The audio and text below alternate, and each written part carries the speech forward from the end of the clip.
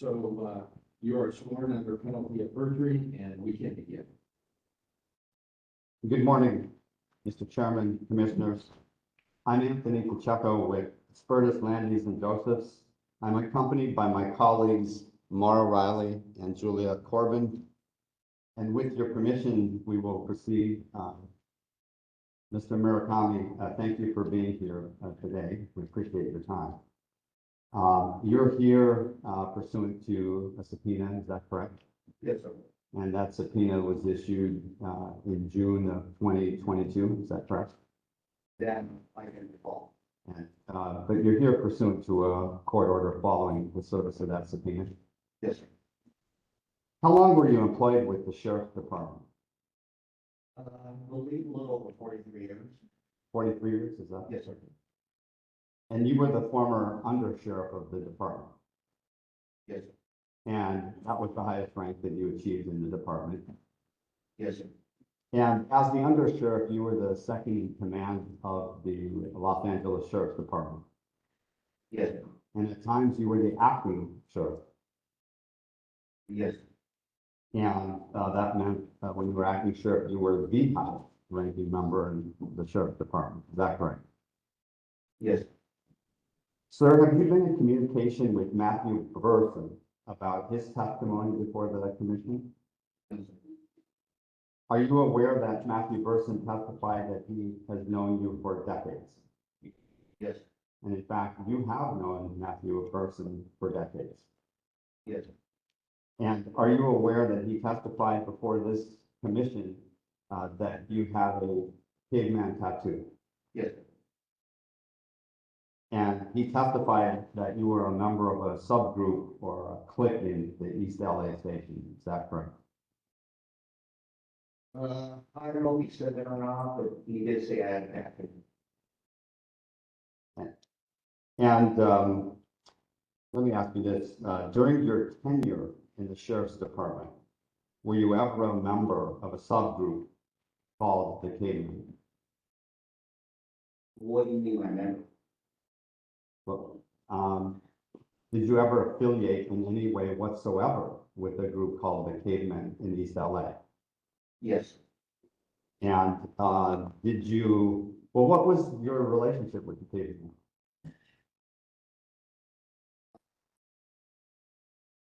Can you supply the question part of our relationship with the Cavemen? What did you do with the Cavemen?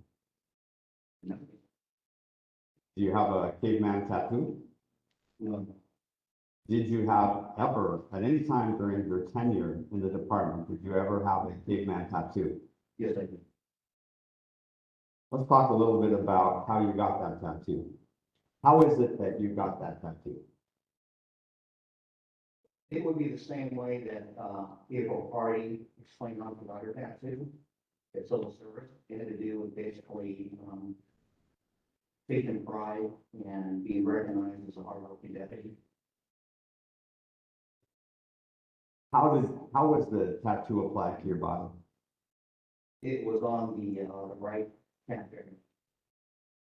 And to this day, do you have that tattoo? Yes, sir. Did you remove the tattoo? It's no longer there, sir. Did you alter the tattoo? It's no longer there, sir. When did you remove the tattoo?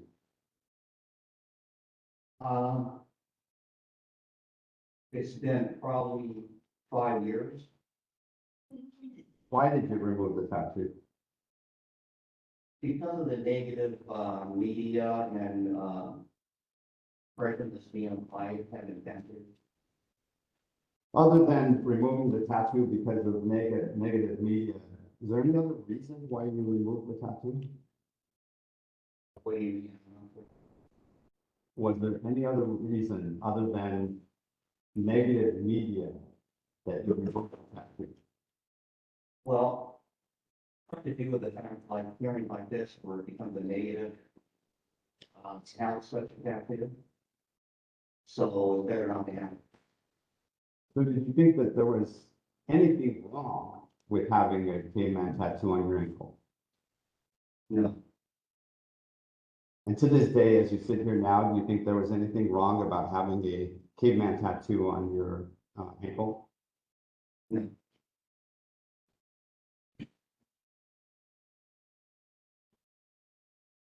When the tattoo was applied to your ankle, who was present?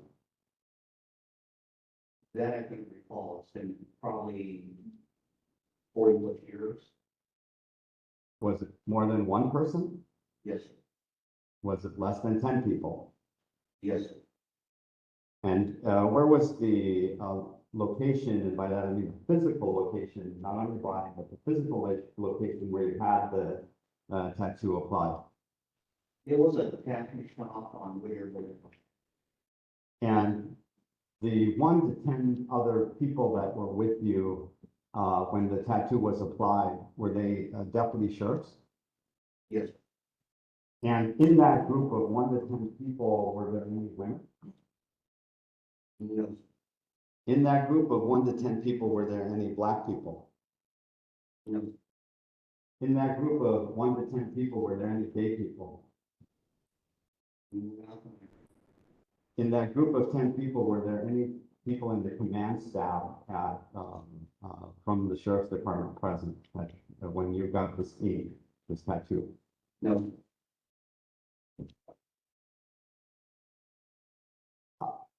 Who knows that you have a caveman tattoo or had a caveman tattoo on your ankle when you were a member of the department?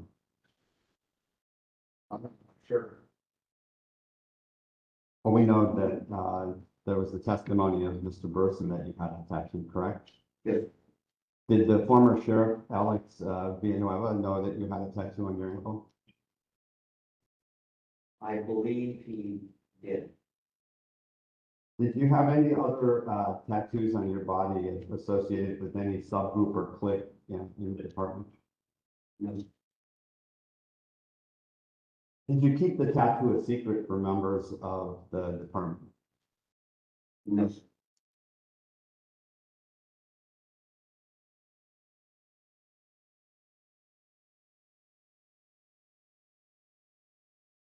Can you describe the tattoo? It was essentially a caveman during a club. I believe East Lane, where those cross somewhere with the chest. I'm sorry, I didn't hear you. It had ELA, East Lane, either across the center of the chest. Let's see. What color was the tattoo? It was a standard, it was a Was it blue? blue or black, I'm not sure the color. Okay. Did the tattoo anywhere near the tattoo have a number? Yes, And what was that number? 10. 10. And what did that number signify? The 10th person that they attacked. And do you know how, and does that 10 signify that you were the 10th member of the Cavemen? The 10th person to get attacked.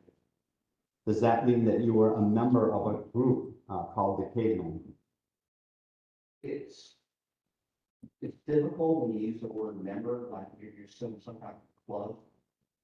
It wasn't a club. Was it a subgroup of people? That could be probably more accurate, but it wasn't a club per se. How many members of the Cavemen were there?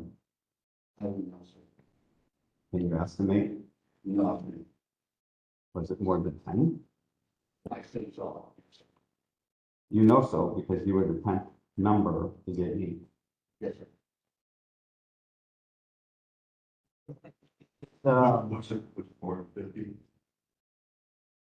I assume it was, but I didn't know for sure. But didn't you see other people in the utility station that had the caveman tattoo from time to time? No, Well, you never saw another person, another deputy at the East LA station, in the locker room or otherwise, that had the tattoo of the caveman. Is that your testimony? well, when you see the locker room or otherwise, Well, any place at the East LA station, sir. I mean, I'm asking you a question. Did you ever see any other deputy with a caveman tattoo other than yourself? if you do me a favor, I'm not telling you. Well, I mean, could you do me a favor and just, look, if you give an answer, you said Mr. You basically said under oath that you've never seen another person, deputy, with a caveman tattoo. East LA Station. Is that your testimony, or do you want to correct it right now, sir? Yeah, that I don't recall, because as far as the locker room, I've never seen any of it locked, that I've seen it there. Yeah. That can tell you where or when. You've seen the sub deputy himself that the caveman tattoo. That can tell you. You I didn't, didn't. No, sir. you wouldn't know. I wouldn't guess. Well, I'd like your assessment. You seen more than one deputy other than yourself that had a caveman tattoo? Probably, sir. It's been over 40 years, so I'd be understanding. Hard to recall anything. And who actually become it? Or did it get caveman? That I can tell you. You wouldn't, you're already. It's been over 40 years, sir. What else, what other deputies, you believe came down?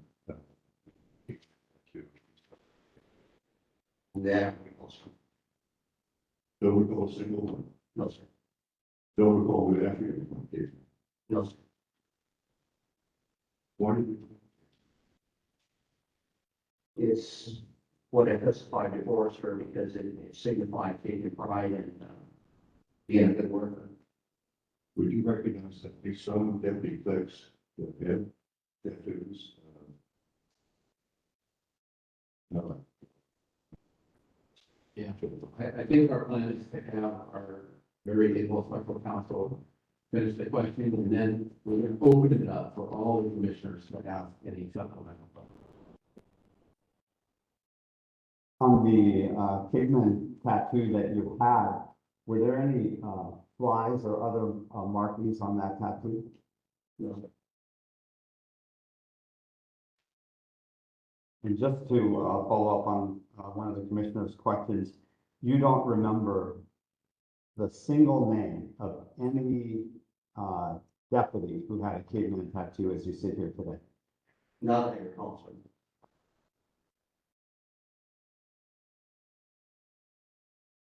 What was the selection criteria to become a caveman?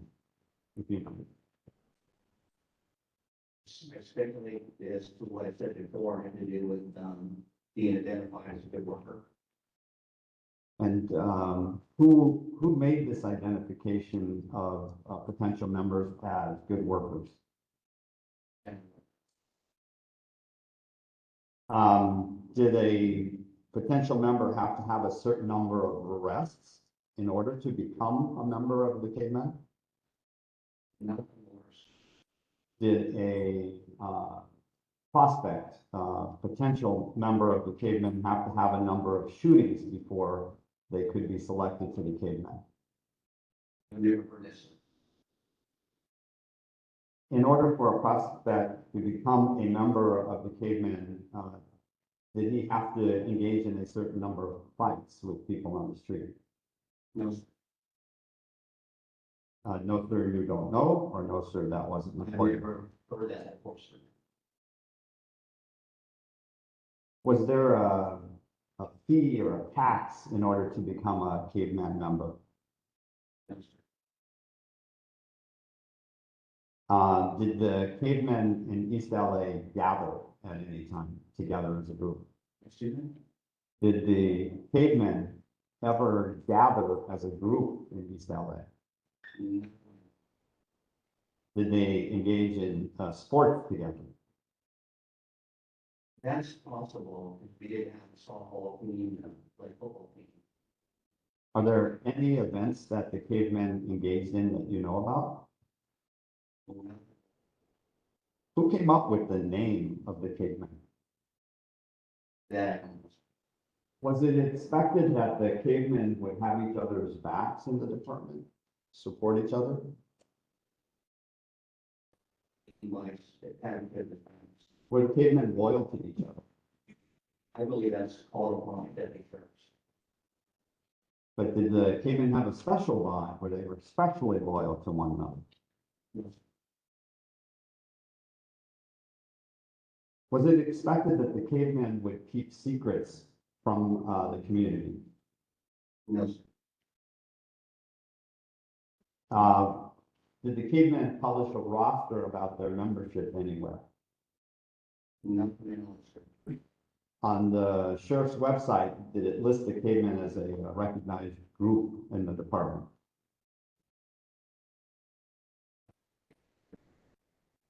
Did the cavemen sometimes subscribe to practices sometimes referred to as a code of silence?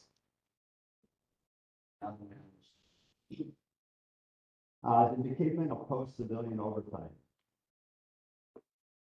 I don't believe it exists. When did you first get the document? Probably 40 years ago. And you removed it 10 years ago? I believe I. 5 years.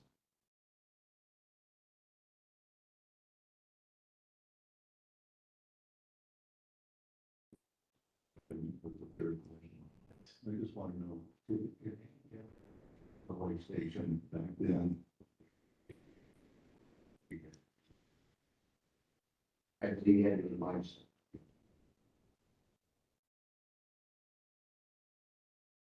In terms of the cavemen, do you know whether they ever appeared in public events? What do you mean by that? Very following this? Were they ever known to the public, as far as you know? No, What was the highest rank that you had in East LA?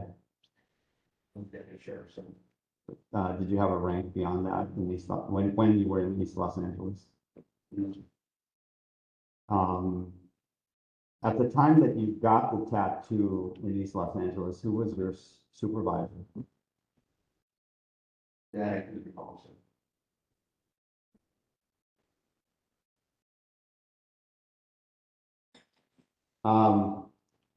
So what period of time, during what years were you in East Los Angeles? I believe it was 1983 to 1987.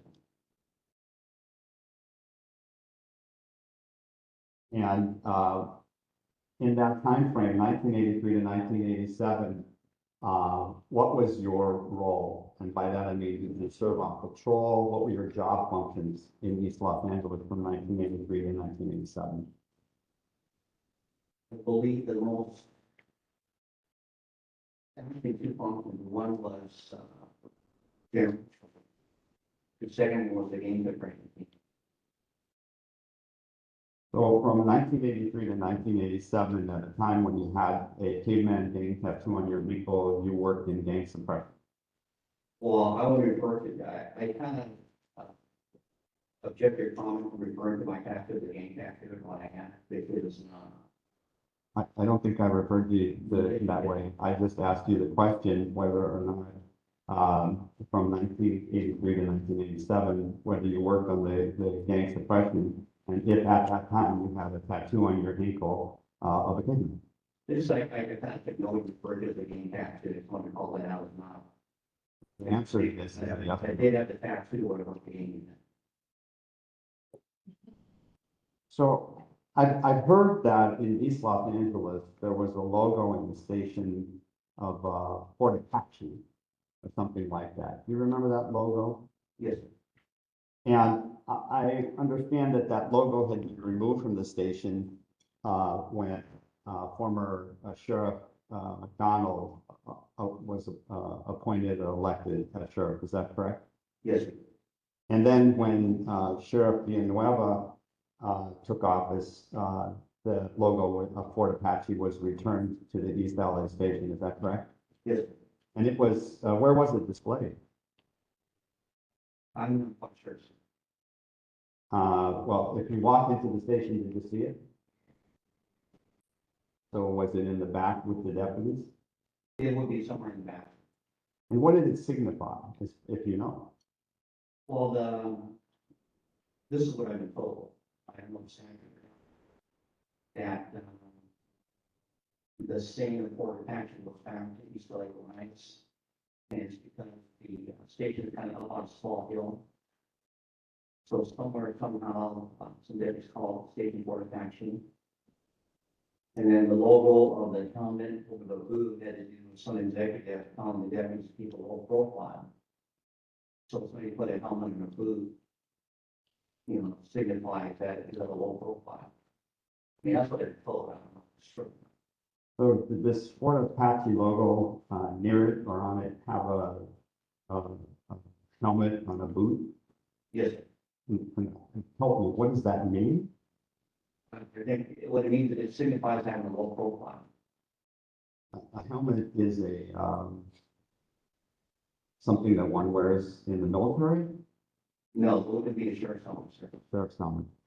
And does let me ask you this, is having such a logo in the police station, is it consistent with the fundamental principles of professional policing, in your opinion? Well, I don't see a problem with it. If you're a member of the community, and you see a Fort Apache logo on your police station, are you concerned that maybe the members of the station view themselves as different than the community? I don't think I take it as. How else can one pick it? I see it as a defense logo. Who is responsible for putting the logo back up in Sheriff's Villanueva's? And Then, sure. let me go back to the Cavemen. Were the Cavemen senior deputies or younger deputies? Do you know? As far as I know, it would be a mixture, but I can tell you for sure. Were any of the Cavemen at the rank of lieutenant or above? That was, Were any of the Cavemen at the rank of captain or above? as a station, Correct. that was. Did Cavemen get better work shifts than sort of non-subgroup members? No, During 1983 to 1987, do you remember who the scheduling deputy was in East Los Angeles? no, sir. Did the Cavemen have a shot caller or a leader?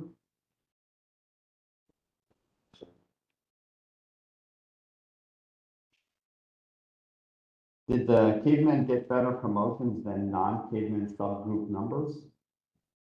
No, sir.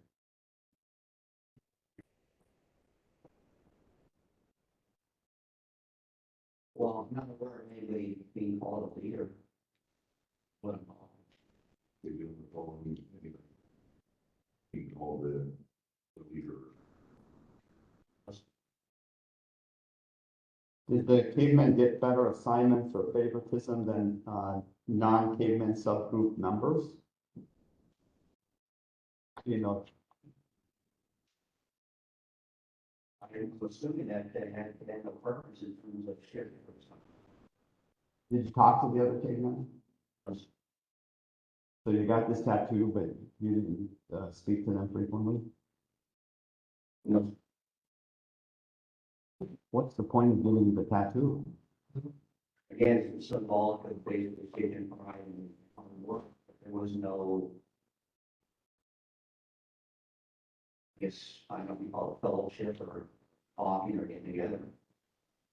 And there were no women in this group of Cavemen, correct? I heard it was, but I didn't confirm it. And there were no black members of the Cavemen, correct? And there were no gay members of the Cavemen, is that correct? That I don't know, no people, personal preference for sexual orientation. So this is a group based on hard work and fellowship, I believe you said. No, sir. Correct me then. Hard work and basically it's safe and pride.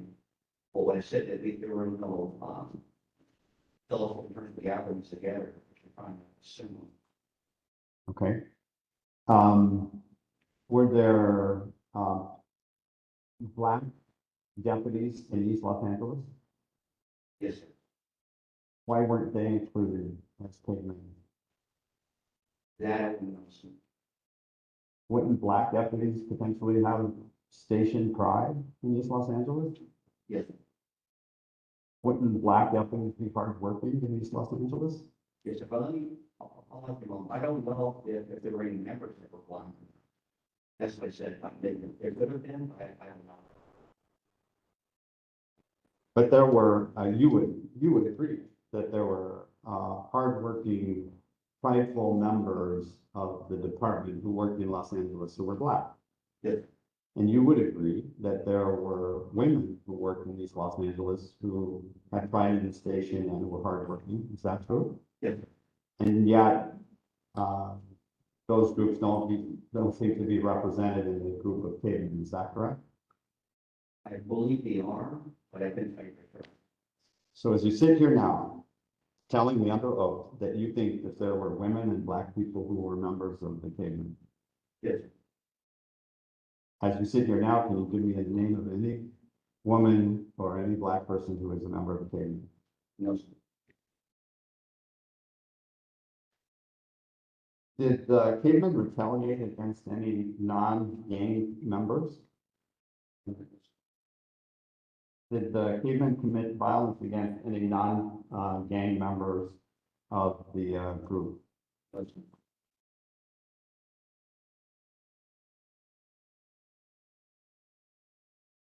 As undersheriff, you were responsible for reviewing promotions and suspensions, is that correct? Yes, sir. And did you use your position to promote subgroup members over non-subgroup members? No. Did you use your position as undersheriff to deny promotions to deputies who did not do what subgroup members wanted them to do? No, sir. Why would a young deputy want to become a caveman, as far as you know? Again, it would be basically being young, being honored with being able to recognize the hard work and dedication. Do you envision or know about circumstances where senior deputies pressured younger deputies to join the cavemen? No, sir.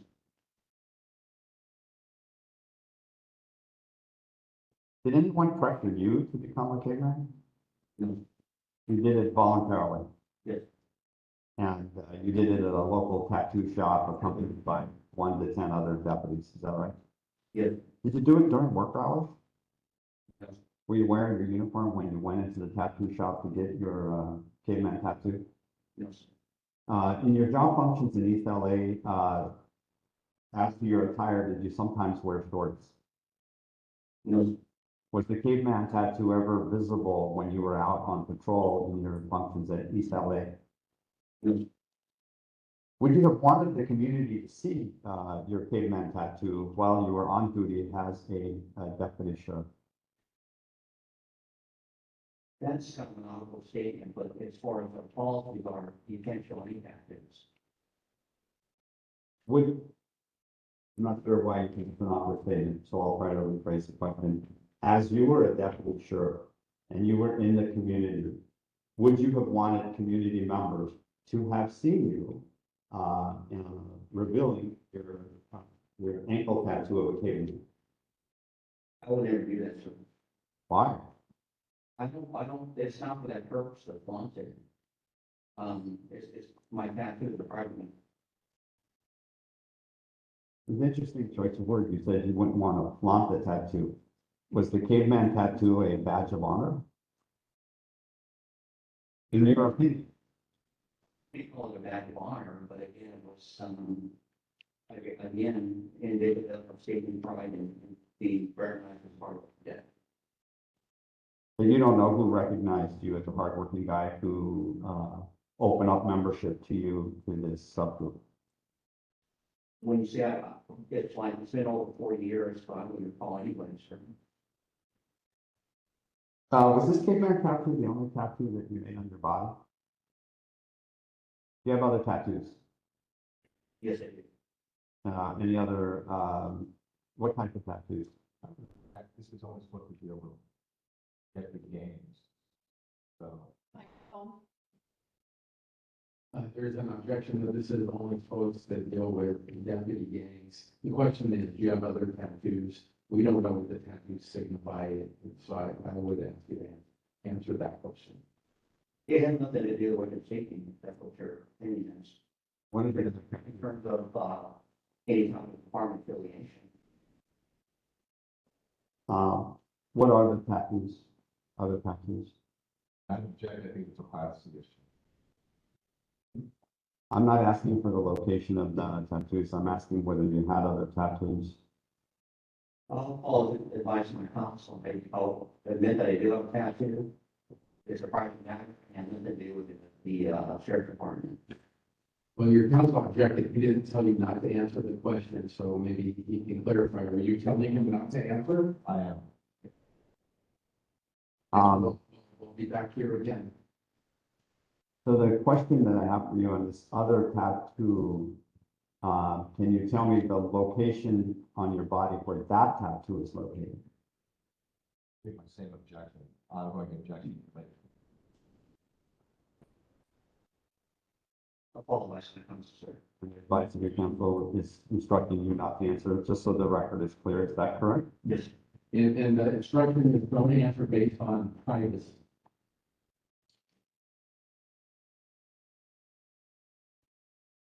Basis is private. We want to make sure we have the record.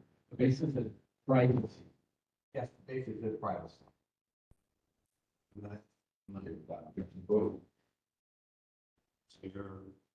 So the record's clear. You acknowledge you have another tattoo other than the Cavemen tattoo. You won't tell us what it is, and you won't tell us where on your body it's located. Is that correct, sir? Yes.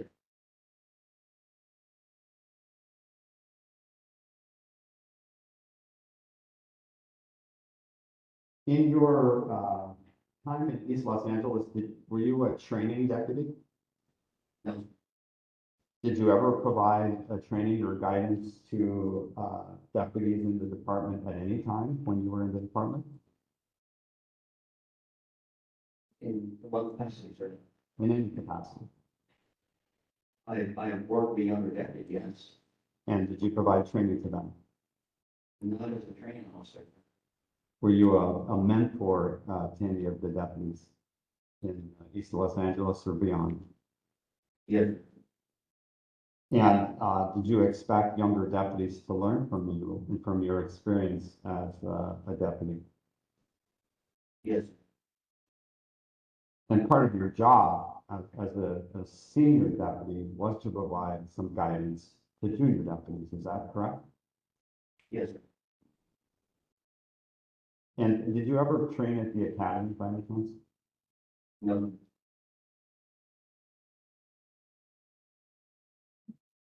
And did you always want deputies, younger and even more senior to you, to adhere to the fundamental principles of professional policing while they were working with the department? Yes. And part of that adherence to those principles is to de-escalate sort of situations when deputies interact with the public. Is that correct? Yes. And one of the goals is to preserve life if you're a deputy. Is that correct? I believe so. So if there's a conflict situation, you expect the deputy to de-escalate the situation so as to preserve life as best it can be achieved in that particular circumstance. Is that right? It wouldn't be to preserve life, it has to do basically proper conduct, trying to minimize any type of confrontation. And thus to save lives by minimizing confrontation. Is that right? If you take it to the extreme, yes. But I want to talk about some of these other logos that we learned about with this commission. focus your attention on one of the Grim Reapers. Did you ever hear about the Grim Reaper logo and the subgroup? Yes, sir. And you heard that they were in the Lennox station, is that correct? Yes, sir. The Lennox station no longer exists, is that right? Correct. And so we were talking about the fundamental principles of professional policing. And you've seen the Grim Reaper logo, is that right? Could have, but I think I should. Right, and it's a reaper, right? It's a menacing reaper with some kind of sickle, is that right? That is right. And the Grim Reaper represents that, right? Is that right? Yes, And how would that symbol support the fundamental principles of professional policing? believe it would. It's a menacing tattoo, and if a sheriff deputy approaches a member of the public, and has a tattoo of a Grim Reaper theme, isn't the community member going to maybe be afraid of that? That is. And so Grim Reaper's inconsistent with community policing, isn't it? I think the concept you're putting it in is for showing it to the community. All tattoos are not shown. Well, what is considered to be a positive image, the answer would be no. Well, let's think about the mentality of having a Grim Reaper tattoo on one's body. If you're a deputy and you have a Grim Reaper fixed to your body, does that convey the mentality of community policing? I think you're broaching into First Amendment rights. Because culturally now, tattoos are a lot more popular amongst the younger people. So, again, the policy we have is that they can't be shown in the public. They need to be covered. Let's turn to Exhibit 14. Julia, if we can put that up on the screen.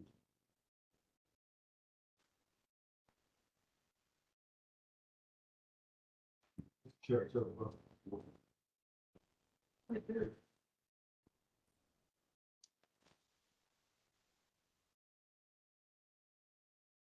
And that binder is in front of you, Mr. Murakami. If you turn to exhibit number 14, in it, you'll see a Grim Reaper logo, Lennox and South LA stations.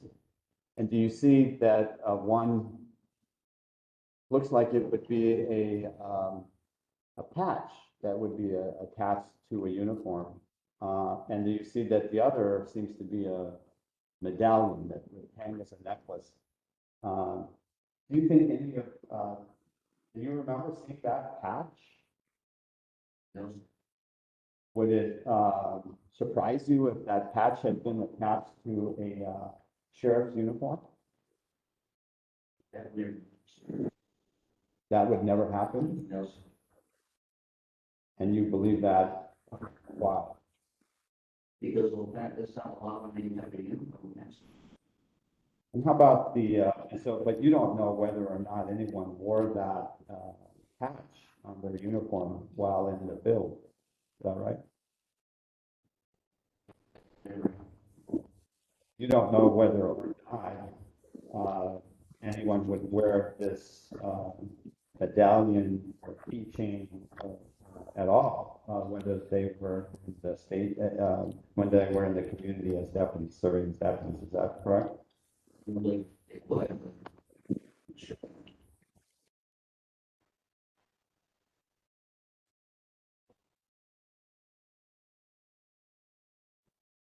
Are you not, sir, tacitly conveying to young deputies that they are not tasked to preserve life, that they are in a war zone and that they do not have to follow the fundamental principles of professional policing if there are subgroups out there like the Grim Reapers and other subgroups.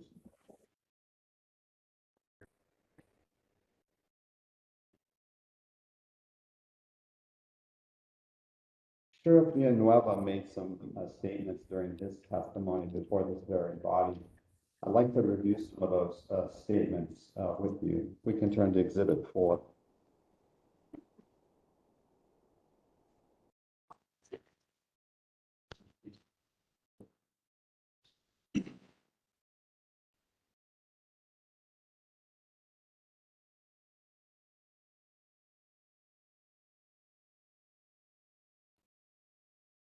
Do you have that before you?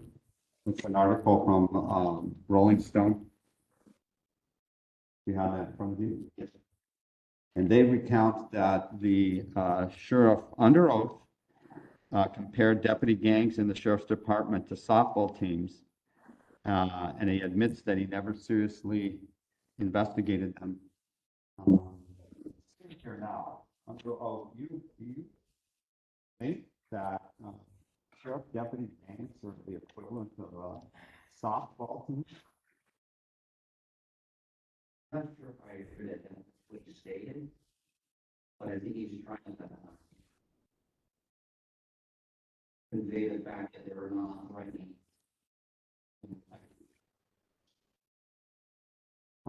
Well, the sheriffs have badges and guns. Softball teams don't. You would agree with that, right?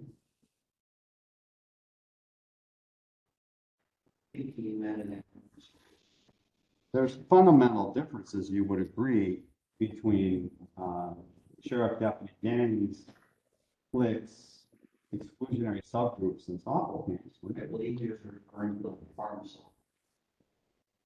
So the departmental softball teams are like sheriff deputy gangs, cliques, and exclusionary clubs. I believe he's trying to make that comparison like the departmental. Sitting here today, does that comparison make any sense to you? Yes, Explain that to me. How does it make sense to you to have that comparison? I just believe it's more like a gathering of a group of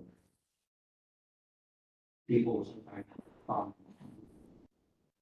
But I think he's trying to know the various connotation would be at the subgroup.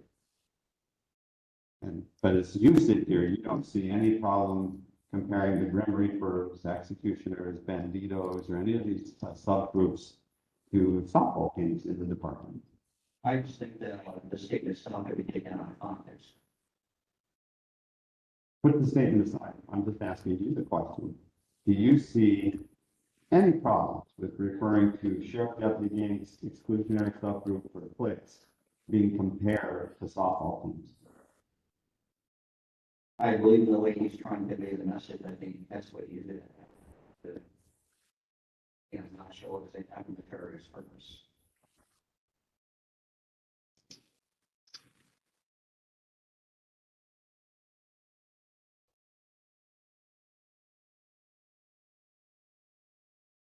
As a member of the department, did the softball teams play publicly? Yes, And did the sheriff deputy gangs ever announce themselves publicly, as far as you know? you keep using the term gangs, and so I'll call it out again. On subgroups. No, they didn't call it, you know. So that's a big difference, right, between softball teams and the sheriff's department and these cliques or exclusionary subgroups, is that subgroups operate in court. I don't know if secret would be the right term. About confidentially. Be more accurate on non-public as opposed to confidential. Interesting choice of word. Non-public meaning only people in the department knew, but the public beyond the department didn't know about the subgroups. Is that right? That is wrong. Don't you think it's important that the public know about the existence of the subgroups in a robust way so that they can understand what's going on in the department? I think it's so filed in that, it's hard to clarify.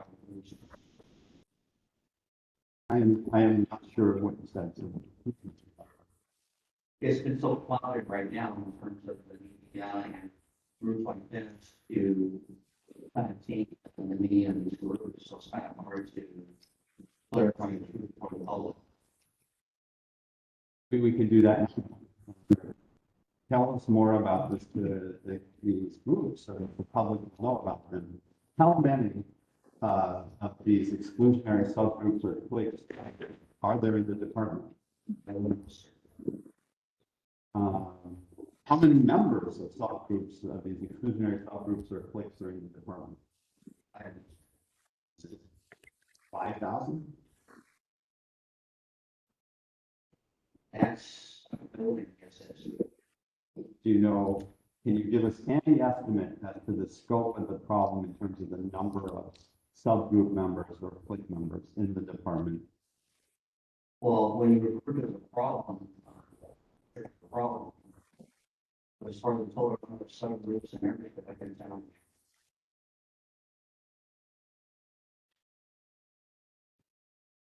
Well, Sheriff Villanueva testified before this body that if the department was to get rid of sheriff gangs, it would be a public safety issue of gargantuan proportions, and that's as reported in this Rolling Stones article. In a revealing exchange, Villanueva declared that if LASD rooted out all deputies based on their deputy gang tattoo affiliations, it would spark a gargantuan public safety crisis. Do you agree with that statement? I'm not agreeing, I'm not asking you if you agree with its reporting, but do you agree with that statement despite who made that statement or didn't make that statement?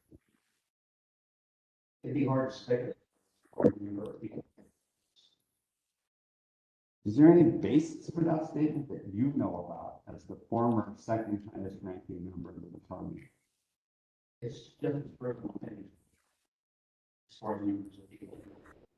But as you sit here today, you don't know anyone to quantify to support that statement, one way or the other. There is a way to quantify, but it'd be a violation of your. In what way? You can't walk up to deputies and have them respond back. And respond to talk. Can you ask them if they were being on? You keep using the terminology game. The answer is no. Can you go up to them and ask them if they're in compliance with Penal Code 13670? Well, what happens then? I think the Oversight Commission has it, and I think why we have it, and the board has it. It also came to when there was the complaint about compensation, and they all institutions advocated for affairs of the entire station, interviewed every deputy, every resident staff, and all that. As to their knowledge, and the conclusion was that either had no personal knowledge or they just heard it existed and nothing created. We don't have a copy of that. We have been asking for almost a year the department to have it to us, and they haven't so much time. They have the record. Go ahead. Check. Sure.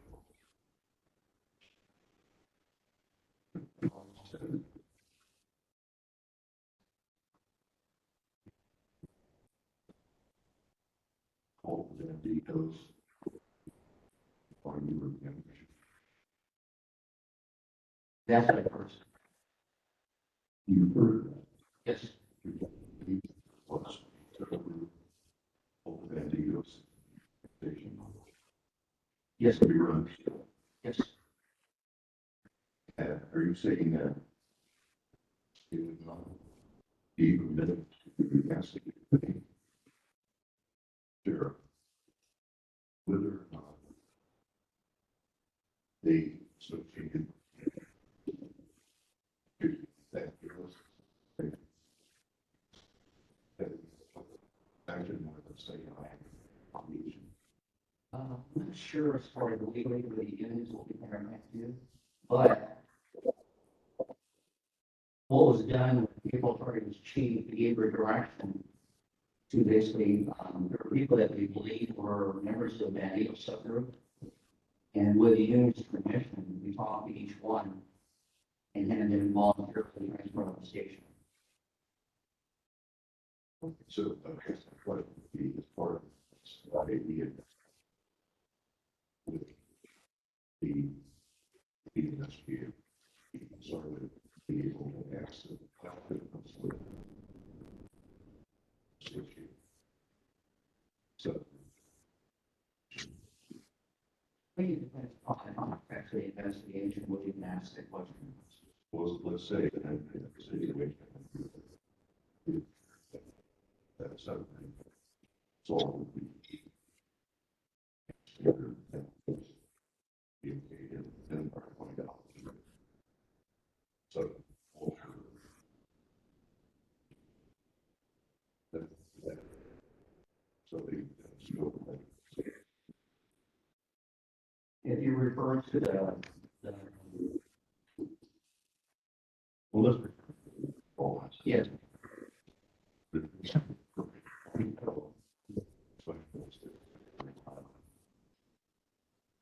Subgroup.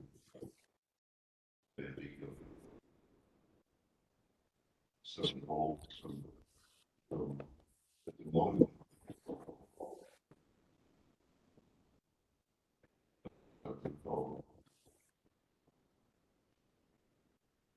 at the time of that investigation, I'm not sure. Because again, because of what, but now I believe under the current law, and I think you can. But I'm not sure if they can do that. Didn't get why they didn't do it. Didn't state all so or assault. That You never heard of it.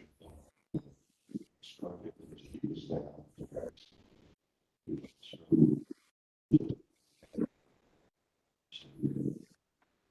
No weapons are yet.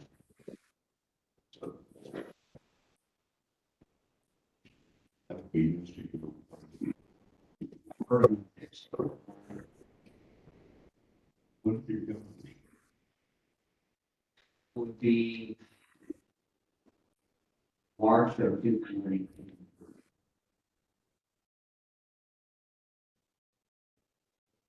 share that with us? December of 2017.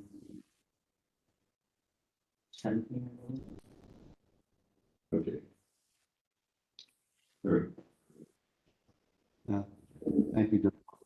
So, Mr. Murakami, I think this is an interesting area to talk about the banditos. And you had clarified just a moment ago that certain of the banditos were transferred out of the East LA station. Is that correct?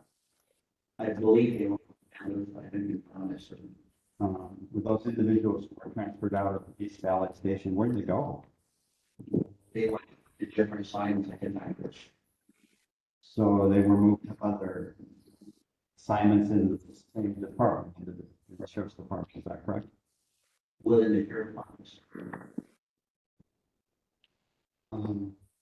Let's talk a little bit about Kennedy Hall. You know about an event that happened in Kennedy Hall, September 28th. Did you participate in investigating the events at Kennedy Hall at all? No, sir. How did you learn about the events at Kennedy Hall? I'm not quite sure. In 2018, what was your rank in the department? Initially, assistant sheriff. And it's a pretty valuable in the sheriff's department in 2018, is that correct? Yes. Do you think of any legitimate reason why ICIB did not investigate the motive behind the assault, which occurred at Kennedy Hall, in Kennedy Hall, September 28, 2018? I thought they did. Did they investigate the motive for the assault? I believe they did. And did that investigation look into exclusionary subgroups like the banditos at all? I believe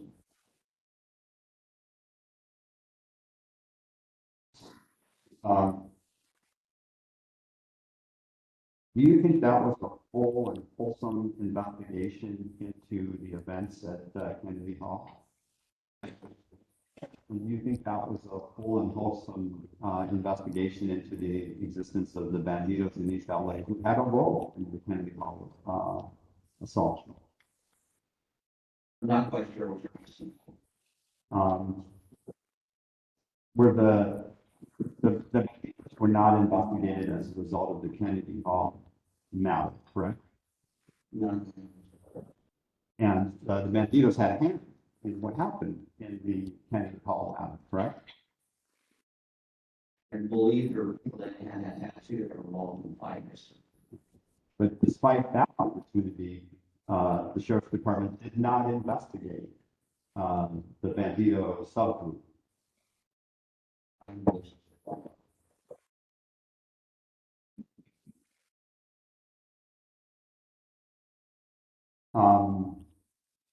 Did you instruct Chief Person not to investigate the bandito gang connection regarding the violence at Kennedy Hall?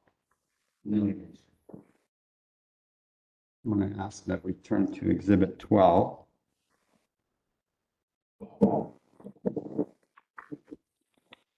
And sir, I'm going to ask that you turn to the 5th page of Exhibit 12, which is up on the screen, and if you can make that bigger, thank you. There we go. Sir, I want, are you there? Yes. Okay. I want you to, do you recognize this particular document? I believe it's seen all the time before. And these are the investigator's notes from Investigator Chow. I believe so. Investigator Chow was the investigator who looked at the Kennedy Hall incident, is that right? Yes. And there's an entry on November 27, 2018. You see that at 1300 hours. Yes. And you see the language, cancel interviews due to Captain/Chief Person.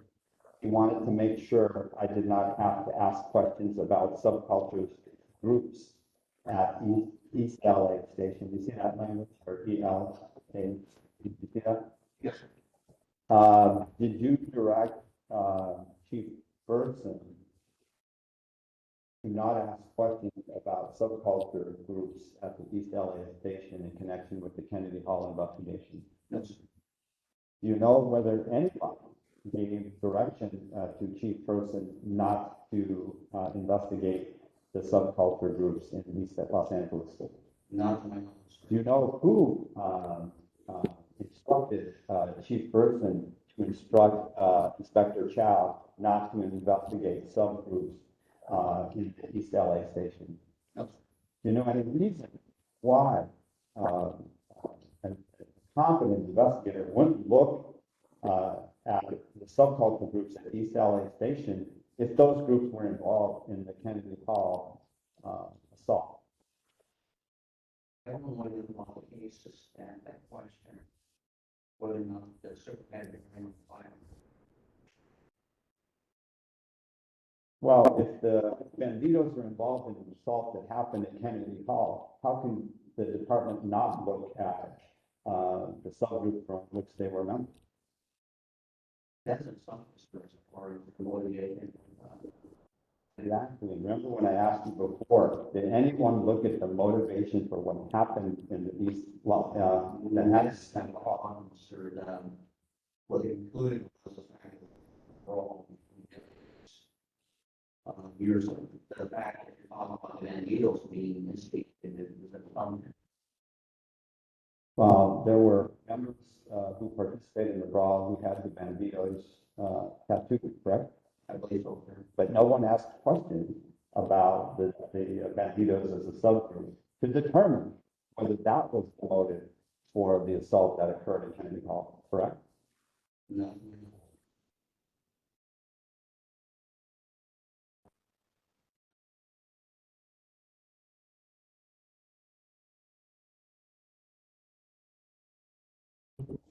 Have you reviewed the reports with regard to Kennedy Hall and its investigation?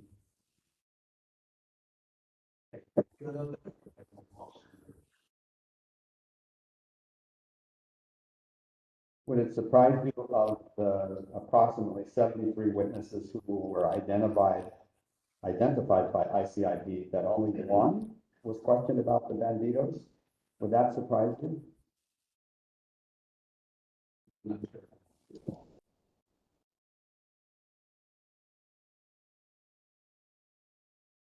Would it surprise you to learn that 7 of the interviewees used the term gang or bandito, and of those 7, ICID asked only 2 of the interviews follow-up questions about the banditos? Would that surprise you? Would that cause you to have concern about the fullness and completeness of this investigation of Kennedy Hall?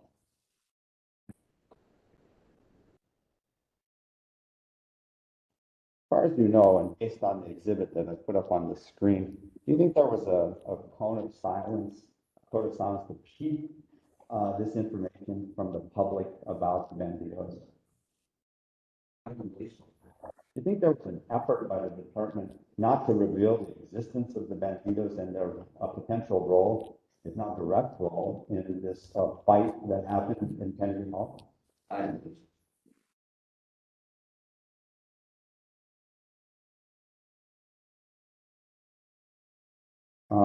Judge Bonner asked you about the execution of the investigation at the Compton station. Did you participate in that investigation? No, When did that investigation occur? probably Participated in that investigation. it would be basically, it was an internal paper. Exactly who the investigating were at that time.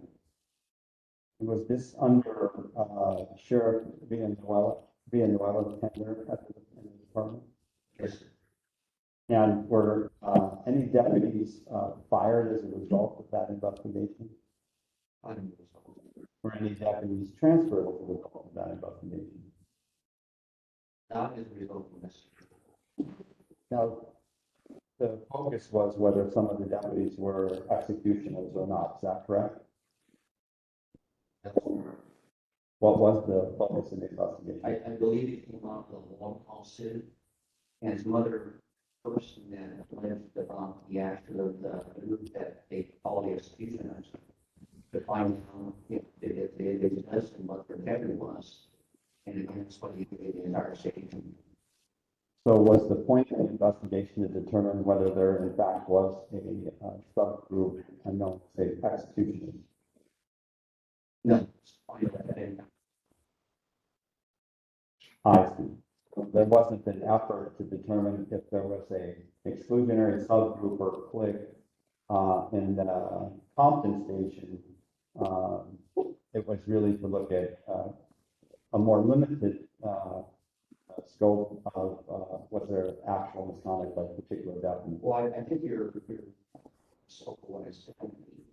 Essentially, the interview is entire station to find the new audiences. But and what they do, really from us, they believe that people heard about them or didn't know a lot of them at all, but they didn't have firsthand information as far as the system. But it's part of the Compton itself, again, I gave direction to the people party with the permission of the that people we believe that had a tattoo for offered the opportunity to stay from the moment of Where did they go? the signs. All in the department. Yes, So people with an executioner tattoo were just reassigned. That was what was imposed as a result of this investigation. that was part of the investigation. I see. But as a result of the investigation, what happened is certain deputies were transferred out, but no deputies were terminated. Well, it's, the point we're asking is the investigation doesn't do with transfers. That's a separate investigation. It's part of the terminations. There was nothing to take action because there was no funding. So it came to a point from both at East LA and Compton. We moved deputies out because they had association having that too. That they were about some rings. I'm going to go back to what's up on the screen as Exhibit 12. Yeah. So there's an informal investigation. It talks to every deputy at the compensation, and no deputy knew of the existence of any other deputy who was execution. Just want to make sure that's the testimony. I believe so. I believe, I don't know if there has to be asked for what the line of questioning was, but the way it was agreed to be. That it was not just the deputy, it was actually all the staff and the manager. And yes, the conclusion was that people further group. They didn't know the existed, there was no confirmation, this is the thing. No, I mean, if it didn't exist, the investigations determined that there was no deputy that was associated with executioners. I'm just trying to correlate that. There were people with an executioner's tattoo found to essentially transfer within the sheriff's department. I'm trying to reconcile those things. Investigation showed nothing, but yet, apparently, because of the investigation, there are a bunch of people that are transferred. First of all, let me ask you, how many people transferred out of the station because the executioners got to do? That's weird. Yeah.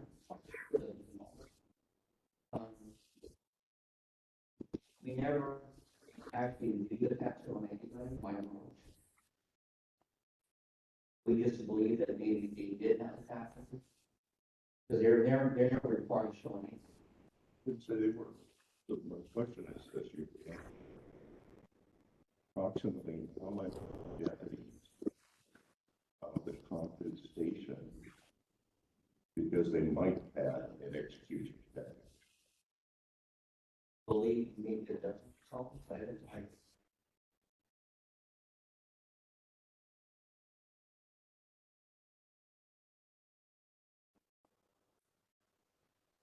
Oh, I'm not going to ask questions.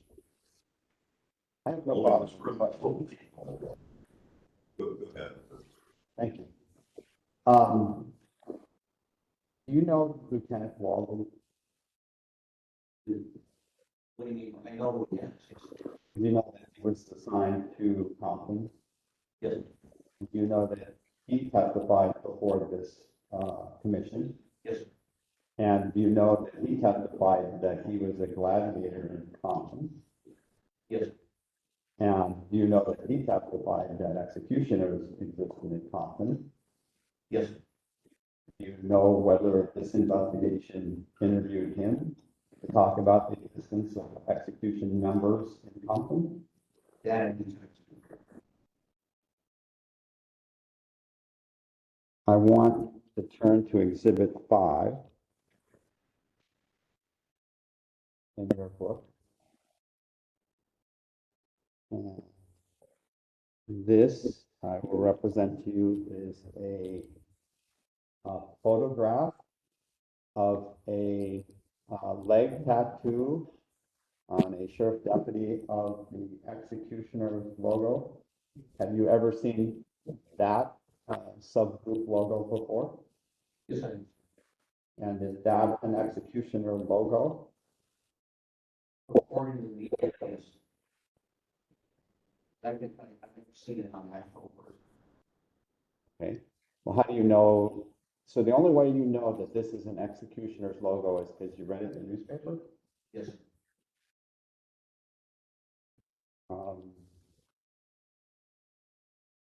Do you know what deputy leg that is by any chance?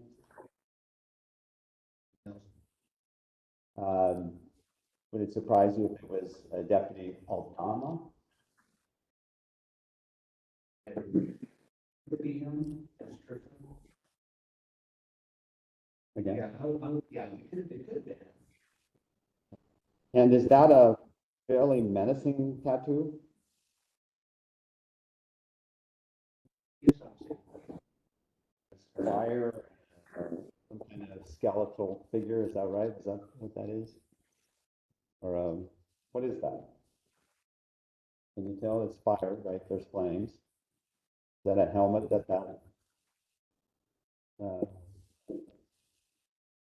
dog or whatever is wearing? Is it?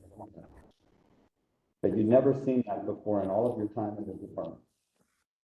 Seen it through the picture content. Do you know Jaime Juarez? No, Was he you don't know whether or not he was a deputy then? I know the age. Do you know that he has testified in litigation that he was an executioner? I believe so. Do you know that he had on his truck, we've seen other evidence in front of this commission of that figure on a flag on his truck? Yeah. Did anyone in the investigation at Compton interview Jaime Juarez? That, Did you know whether or not Jaime Juarez was a scheduling deputy in Compton during this investigation or slightly before it? as far as I know, there was at some point in time that was scheduled that, yes. And as a scheduler, he had the ability to assign a shift work for certain deputies. Is that correct? Yes, Why yes and no? I mean, he was a scheduling deputy, right? but there's a change in time to be able to start with that. So he has an important voice, though, in what shift work certain deputies get, correct? I believe so. And if he was, as he's testified, a member of the executioners, he could favor that subgroup over non-subgroup members in connection with their shift work, correct? In theory, yes.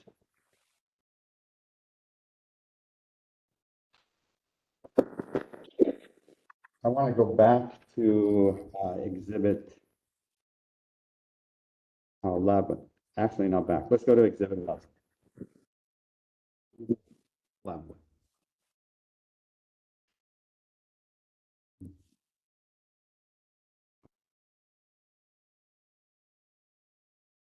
This is testimony in a case by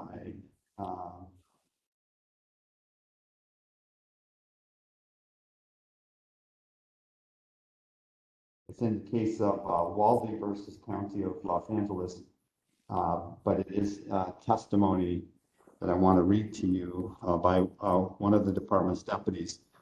The question, is there a voting process for determining who gets to put that tattoo on their body? Jaime Juarez's response, I wouldn't consider it a voting process, no. What is the deliberative process for who gets that tattoo? So the deputies that work patrol, these are the deputies that are assigned to patrol, they would roundtable. Let's say if they see a deputy that's working the field that you know is out there creating arrests, out there serving the public with honor, respect, conducting ethical, proactive police work. That's a leader at the station who mentors younger deputies and treats them both, you know, the public and other department members with respect. Those are the deputies that they would consider to be to offer them that tattoo. So is that how you came about your caveman tattoo? Was that the same deliberative roundtable process that you know? Does it surprise you that Jaime Morris would testify that way about the executioner tattoo that he received? I don't know, police, the operator. But some of this testimony overlaps with some of your own. It's hardworking, good deputies that that's how they're selected for inclusion on deputy duty, how they get a tattoo. You keep using the term deputy gang, and I said, what was that term? I don't respond to it. So you're just refusing to answer the. Keep using, referring to deputy gang. I sure am. But let's make it even. How about consistent with Penal Code 13670? Were there any? What was the deliberative process as far as you know for selection for people to get a tattoo? Did it involve this roundtable process that is referenced here in this testimony? That's what we know, sir. Did to get a tattoo, was there a voting process before somebody could get a tattoo? That's what we know, sir. What would happen if someone got a tattoo and it hadn't been voted upon? Upstairs.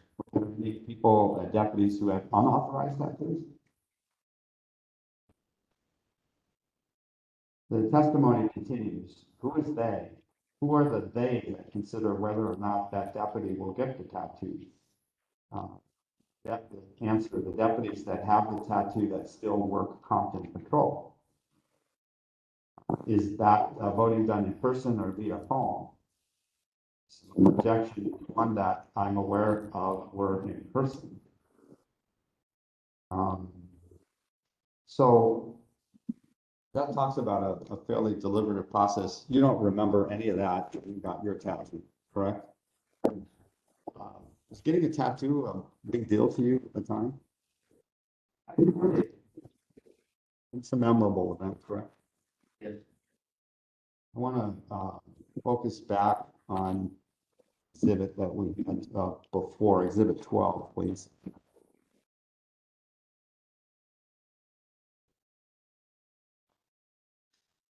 We can go on back to the entry on 11/27/2018 at 1300 hours.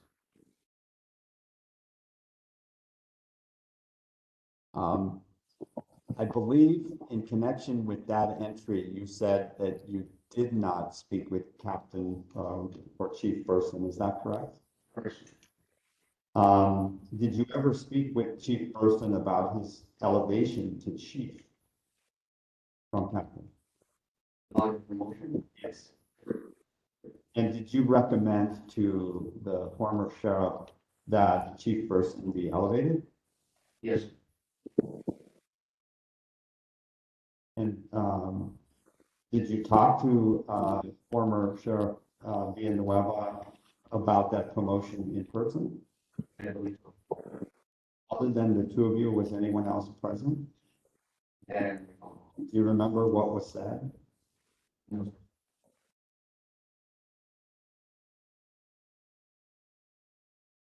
And Chief Burson testified before this body that he was promoted one day before he received the order to not investigate gangs in the Kennedy Hall investigation. Do you know that that was testimony? I am registered. Would it surprise you that that was his testimony, that he was promoted one day before he received the order to not investigate gangs, law enforcement, subgroup? Yes, it was. Do you understand how the community might be suspicious of the timing of Chief Burson's elevation and direction to not investigate Sheriff Deputy?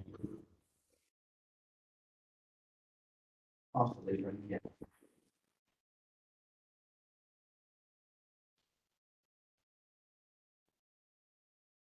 I want to take us back to East Los Angeles. Are you familiar with the gang by the name of the Little Red Devils?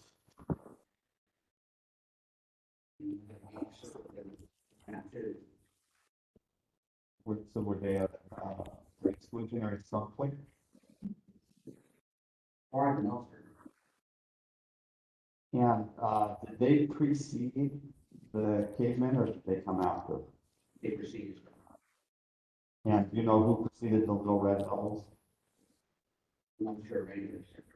So it was the Little Red Devils, the cavemen, and then the banditos in terms of order in East Los Angeles. Is that right? Were any sheriff deputies members of both the Little Red Devils, the banditos, and the cavemen all at the same time? I'm going to solve. And is it that not possible because the different gangs timed out after a certain period of time, like the Little Red Devils would go for a certain period of time, and then other groups would come along. Is that how that worked? I think it had to do with the old people were at the time, they made the transition to different groups. I see. Do you know how big the Little Red Devils were? Most,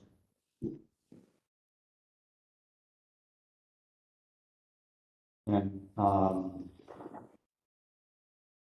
do you know the name of any one Little Red Devil member? Do you know the name of any one Bandito member? You never got a tattoo with the Little Red Devils or the Banditos? most, And were you ever a member of the subgroup of the Little Red Devils or the Banditos? was I remember that group? Yes. So just so we're clear, you weren't a member of the Little Red Devils or the Banditos. How big were the Little Red Devils in terms of membership? That is, How big were the Banditos in terms of membership? that, Would it surprise you if it was approaching 60 number? I'm not sure. Are any members of the Little Red Devils still in the department generally? I don't believe so. Are any members of the Banditos still in the department? I believe so. Who are they? That, You don't know or you won't say? I don't know. Are there any members of the Cavemen subgroup that are still in the department? I don't believe so.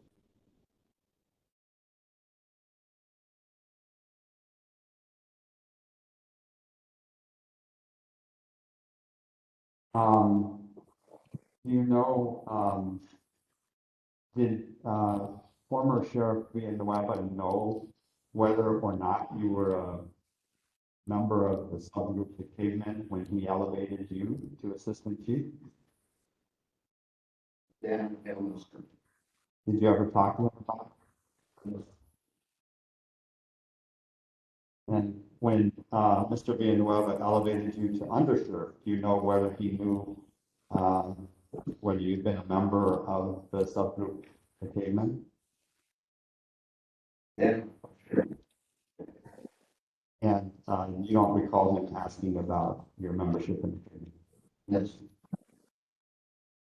Before you promoted any deputy or suspended any deputy, did you ask them whether they were a member of any exclusionary subgroup or clique? that would be my role. Okay, That would be my role.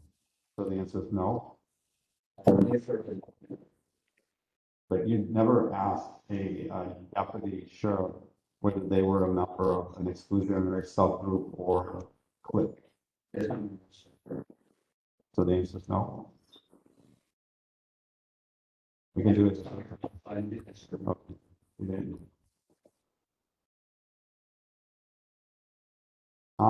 Let's shift our attention to the time that you were city of industry.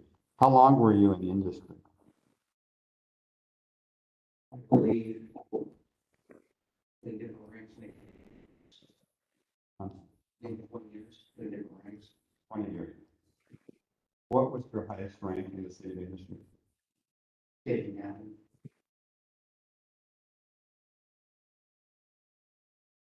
station captain the equivalent of like a watch commander?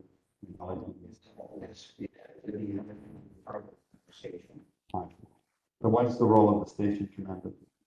Essentially, it's supposed to be like the chief of police for the county areas and contract cities. And so your title is station captain or of the industry. That was your high term. At the station, Okay. Who did you report to?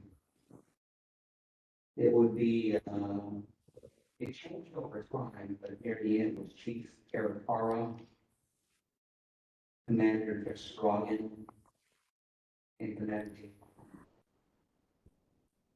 And at the time that you were in the city of industry, did you ever investigate the existence of exclusionary subgroups or cliques at the industry station? No, sir. In your many years in the city of industry and at that station, did you ever hear of a subgroup by the name of the industry Indians? Yes, For now, do you know who's a member of the industry Indians? no, sir.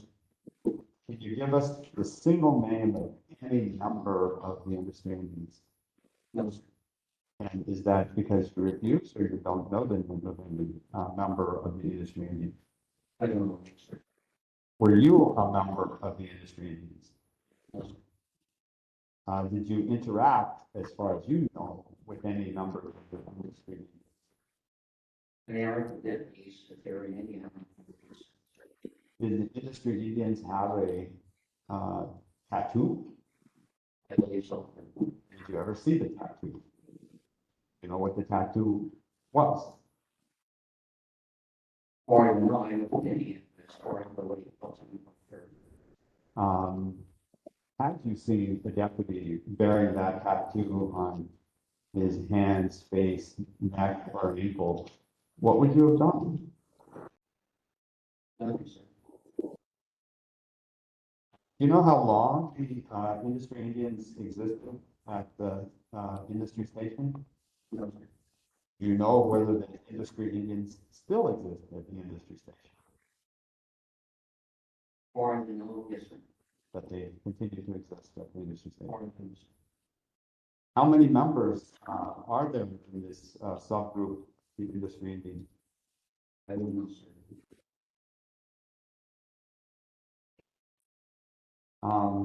Recently, there's some press about the industry Indians. Have you seen that press? Yes, Are you aware that there was a confrontation between some individuals, deputies who had tattoos of industry Indians and members of the community? Are you aware of that? yes, sir. And you're aware that there was a violent incident in February of 2022 with off-duty deputies from industry? Referring to the same incident? Yes. Yes, sir. And that those off-duty deputies were involved in an altercation at the Montclair bowling alley, is that right? Yes, sir. And were you aware of the incident in 2022? No, sir. When did you first become aware of the incident? In the newspaper. So no one in the department told you about this incident until you read it in the newspaper? No, sir. No. Well, what happens is that, the initial incident stopped and rise to the level, which would notify me of my rank, and that's all it was notified. Who would have been tasked to investigate that industry Indians altercation? More than likely, it'd either be, unit level or internal affairs, depending on the scope of the investigation. Are you aware that one of the deputies slapped a handgun at teenagers? In the newspaper. And are you aware in the newspaper that the group of deputies had been drinking? According to the news media. When you read that article, did you decide to learn more about the event? So, So the first time you learned about it is, once you were retired. Yes, Yeah, did you read in the newspaper that the allegation is that a deputy punched a teenager in the face? yes, And you're aware in the press that that a deputy and a sergeant had tattoos linked to that industry engaged subgroup, or engaged her. correct? And you don't know those particular deputies. I believe I'm lying. Do you know whether or not those deputies in fact had industry tattoos? No, sir. Were those deputies hardworking deputies? I believe so.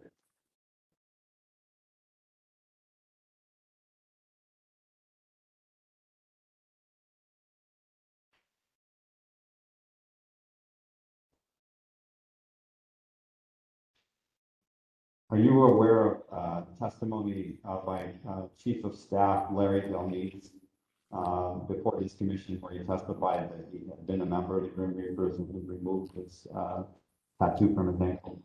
I believe so. Uh, do you know any single person who was a Grim Reaper? According to what you're saying, maybe they're, yes, sir. Other than the Chief of Staff Larry Delmees, do you know the name of any other single Grim Reaper member? Let's go to Exhibit 6.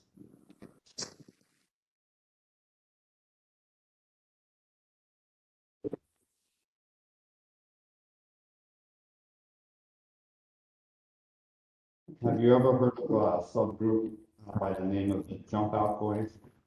Yes, Do you know, is that an exclusionary subgroup? Oregon, sir, yes. And if Exhibit 6 in front of you and also on the screen, the logo for the Jump Out Boys, That, no, sir. you know where they were located? From what I was told, they remembered the game enforcement team. In what station? I believe something like. Tell me why. Yes, sir. And do you find that logo particularly menacing with the skeleton pointing a gun? Yes, sir. Do you know what the significance of the two cards are? I'm not a poker player, but is that the dead man's hand? You got it. What does OSS stand for? Operating safety. Operation Safety. Yes, Can you, would that be a logo consistent with the fundamental policies of professional policing? the logo, no, sir. I want to turn your attention to an event that happened in 2015, the off-duty shooting of a deputy, Travis Johnson. Did you have any involvement with that at all? No, sir. Did you investigate or oversee any investigation with regard to that event at all? Where did it occur? Kern County? No, sir. Had you learned about this or heard about this in the media about the duty shooting in 2015, Deputy Travis Johnson at all in the media or otherwise? Did you hear about that? I didn't know the announcer, see if I heard about it. You did hear about it? I'm sure. Okay. So before I put up the next exhibit, if anybody's particularly squeamish, turn away. I guess you would consider this a trigger warning. If you can look at this Exhibit 7, please.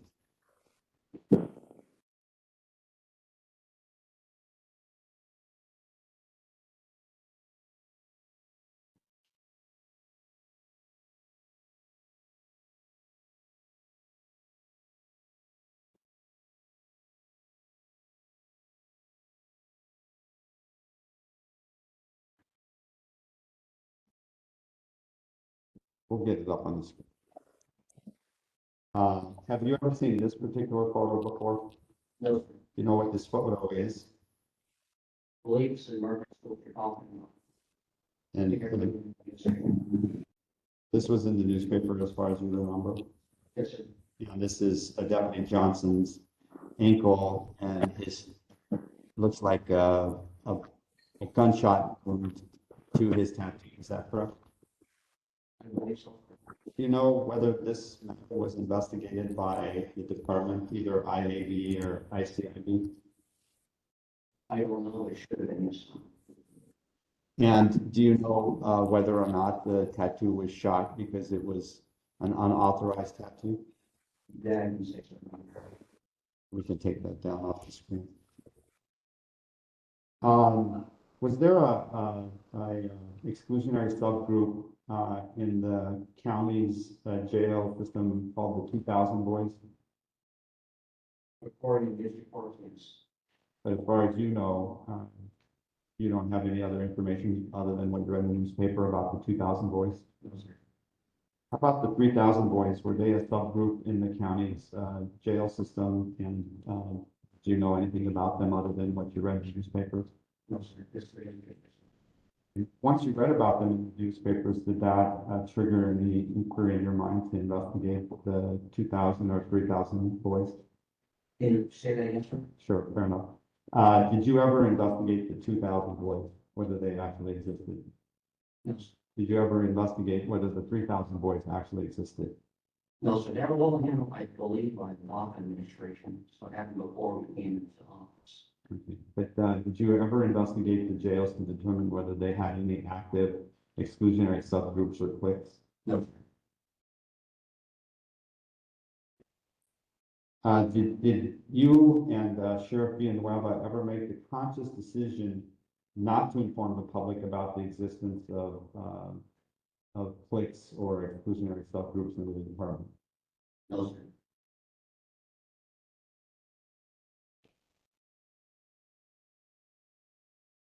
And at any time during your tenure as the undersheriff, did you initiate an investigation into the existence of subgroups or cliques in the department?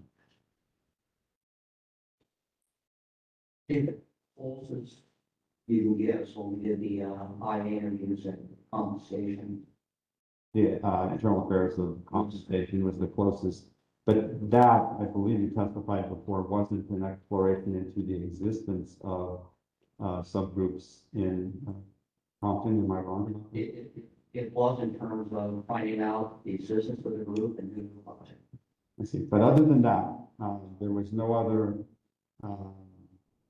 investigation that you initiated into the existence of subgroups or cliques in the department. I'm certain. And anytime during your tenure as undersheriff, you never investigated to find out the number of people involved in exclusionary subgroups or cliques. No, sir. And when I say you, I mean the department. Is that clear? That's right, sir.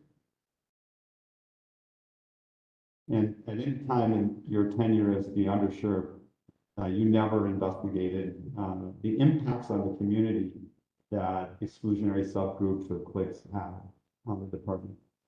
I'm At any time during your tenure as the undersheriff, did you facilitate the Office of Inspector General's investigation into the existence or membership of subgroups, cliques? We provided information, but I'm not sure what you mean by facilitating. Well, at any time during your tenure in the department, did you obstruct or hinder the Inspector General's investigation into exclusionary subgroups or cliques? No.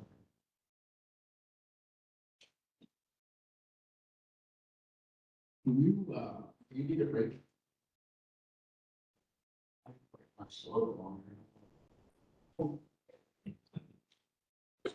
Jacqueline, would this be a good time to take a short break? Let's take a break. So why don't we take a 15-minute break?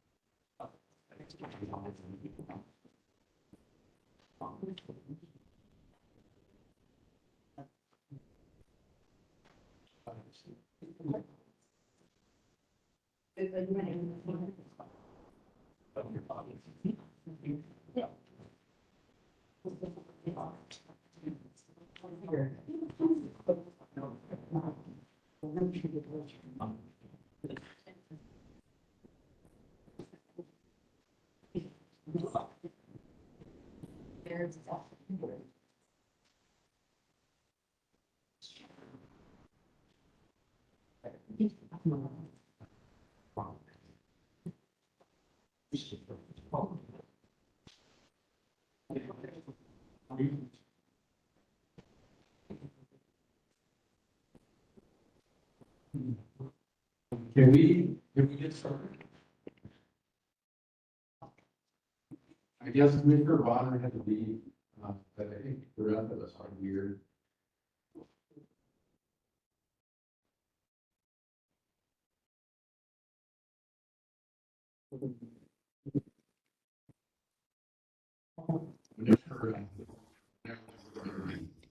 Thank you.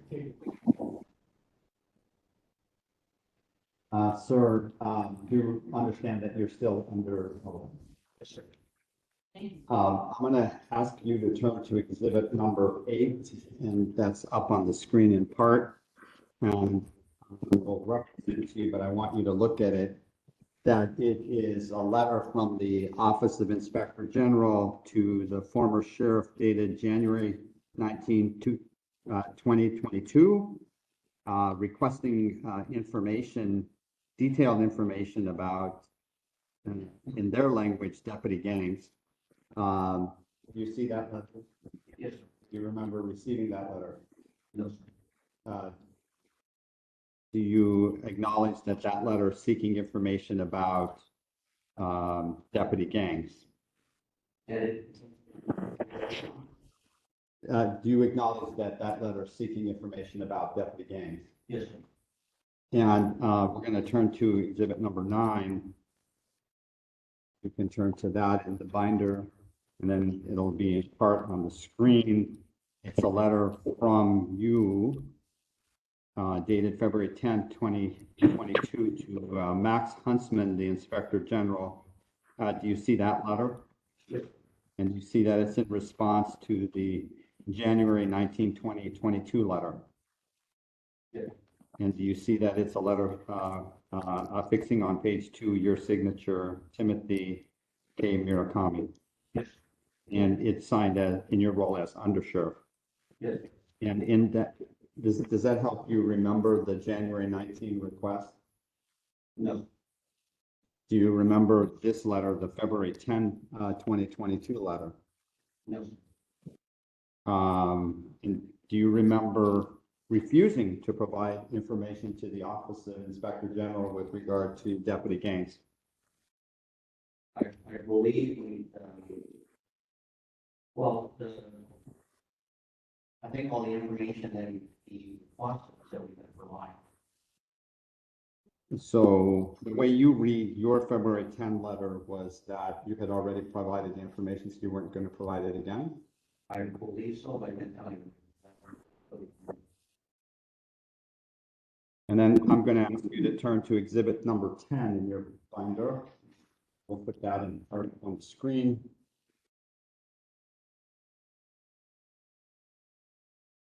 And I will represent to you that exhibit 10 is a letter dated March 21st, 2022 from the Office of Inspector General.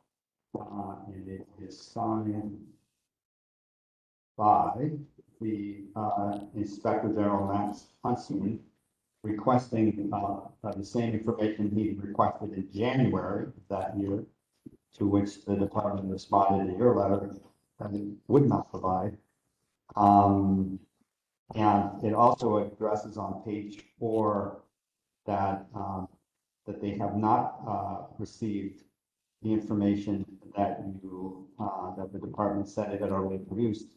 In fact, in the second line on page 4 of the second paragraph, it says, well, the first line, under Sheriff Murakami's letter contends that the OIG is requesting records it already possesses or has viewed. This is inaccurate because OIG is requesting many records that it does not have. And moreover, the Sheriff's Department is required to produce all records related to OIG's section 13670 investigation, including records that's provided previously. So OIG can ensure the production is complete and that there is a clear trail of documents and information produced to the department pertaining to this investigation. So, sir, do you contend that the department provided the materials despite the OIG's March 21 correspondence? I believe it did. So in response to this March 21st letter, the department did not provide any additional materials to the OIG, is that correct? I am very sorry. Was this a instance where the department refused to provide materials to the OIG in its investigation of Deputy Gaines? Well, I believe that he was provided information, and I heard it goes to the extent that he is requesting. But I know that I believe it was €100, I think.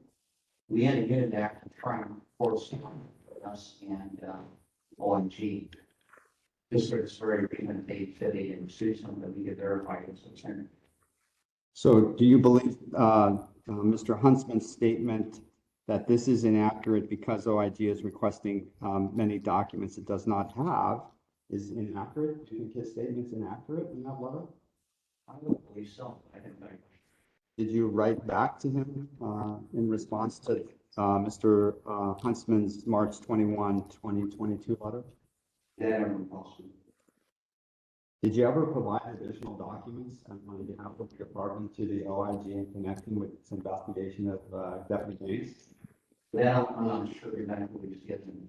It's been by different levels in the department. So. Did you oversee the production of any documents in connection with this body's investigation of Deputy Gaines? No, sir.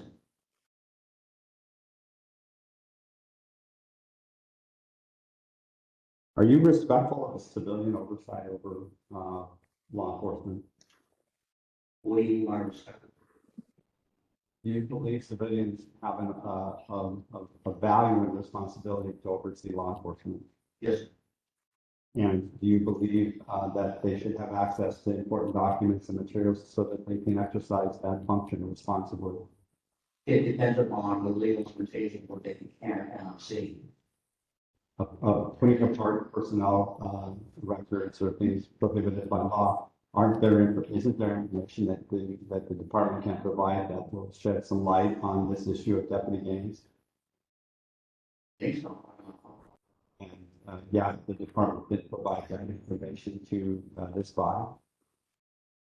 Then sure, so. And the department did not bend over backwards to provide information to the Office of Inspector General. In fact, in response to their written inquiries, did not provide additional material. Is that true? Then sure.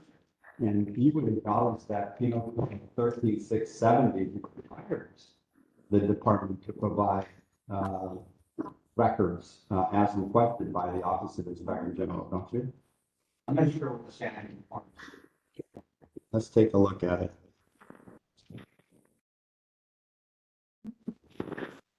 It is Exhibit 3. And let's go to the bottom, focus on the bottom. I'll better read it from this copy.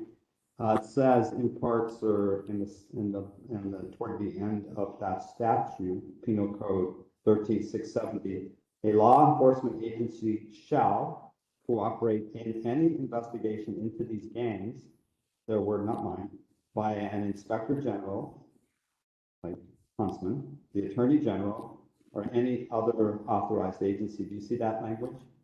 Yes.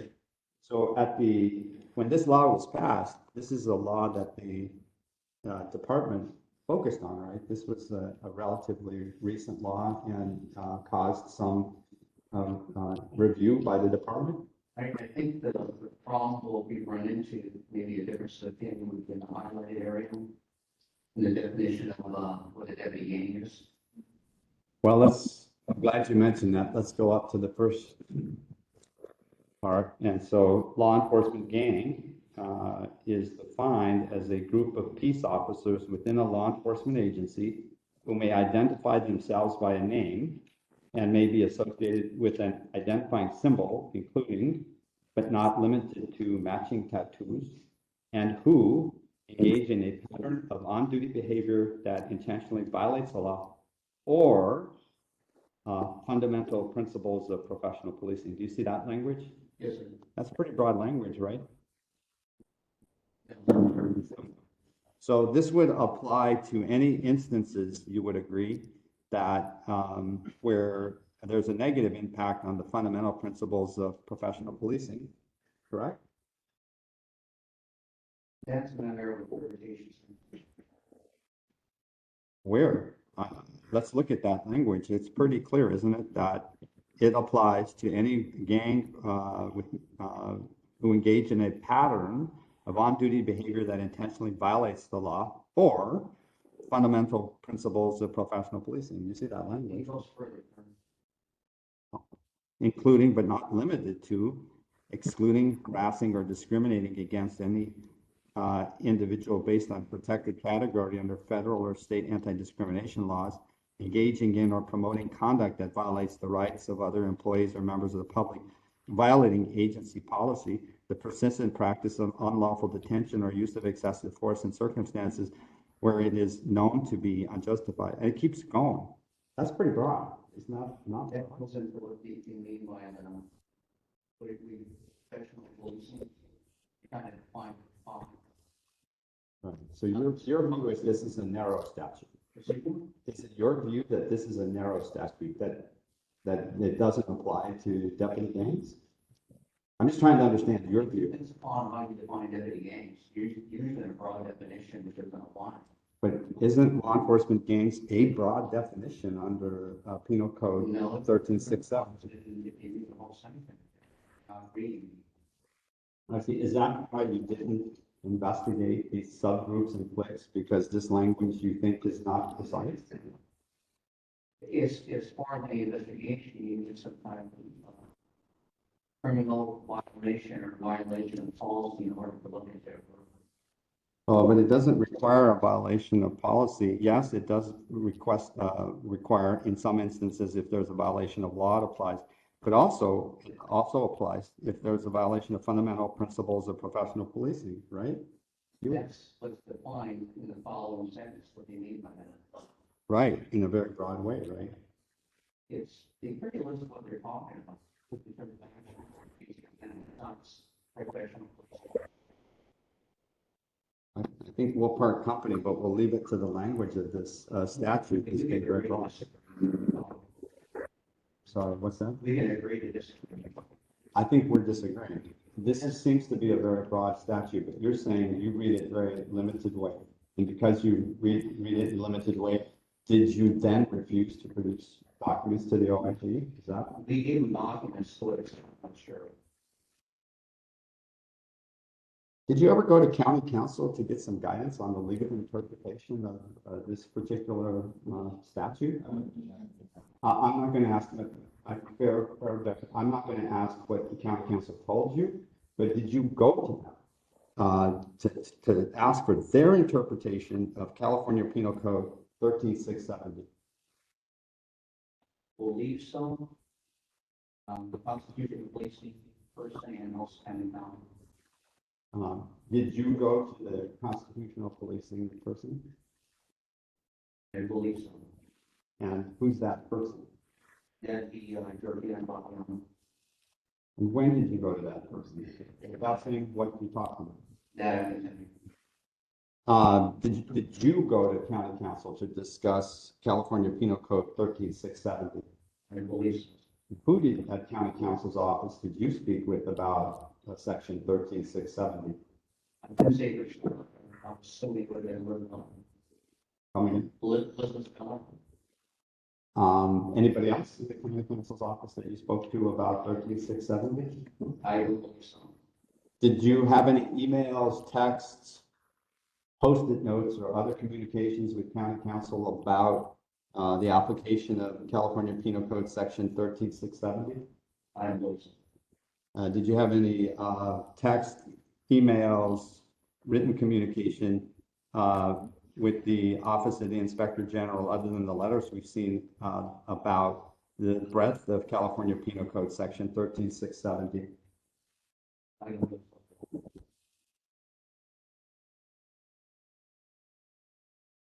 And you're not a lawyer. Excuse me? You're not a lawyer. During your time at the department, did Sheriff Villanueva ever direct you not to investigate the existence, scope, membership, or actions of subcliques or subgroups in the department? No, sir. And by the way, since that language is up on law enforcement, you see the language that where it says that a law enforcement gang, it says who may identify themselves by name and may be associated with an identifying symbol, including this language, but not limited to. So when it says but not limited to, that's a broader expression of that language rather than a narrow expression of language. Would you agree? Not quite sure.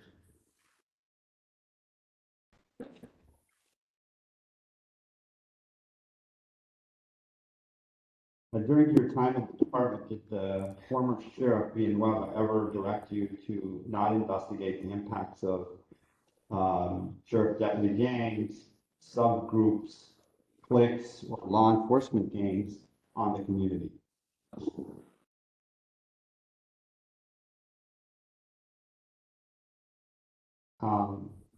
Sheriff, certain sheriff personnel have spoken to the press, such as the New Yorker, Knock LA, the LA Times, and to this body, how they've been targeted by exclusionary subgroups or cliques in the department. Are you aware of any of those types of allegations? Yes, And what did you do in response to any allegations of retaliation on deputies by any subgroups or cliques?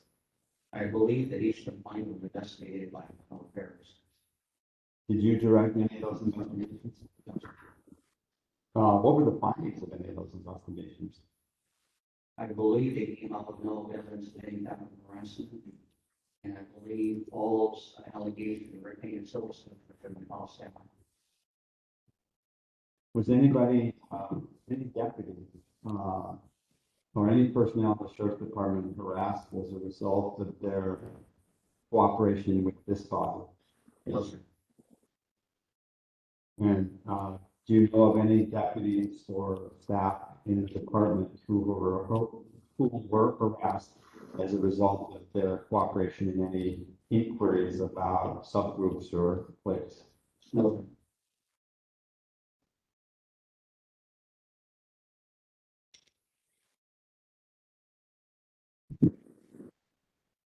Do you know whether or not former Sheriff Villanueva ever attempted to become a member of a subgroup or a clique? No, sir. No knowledge of that.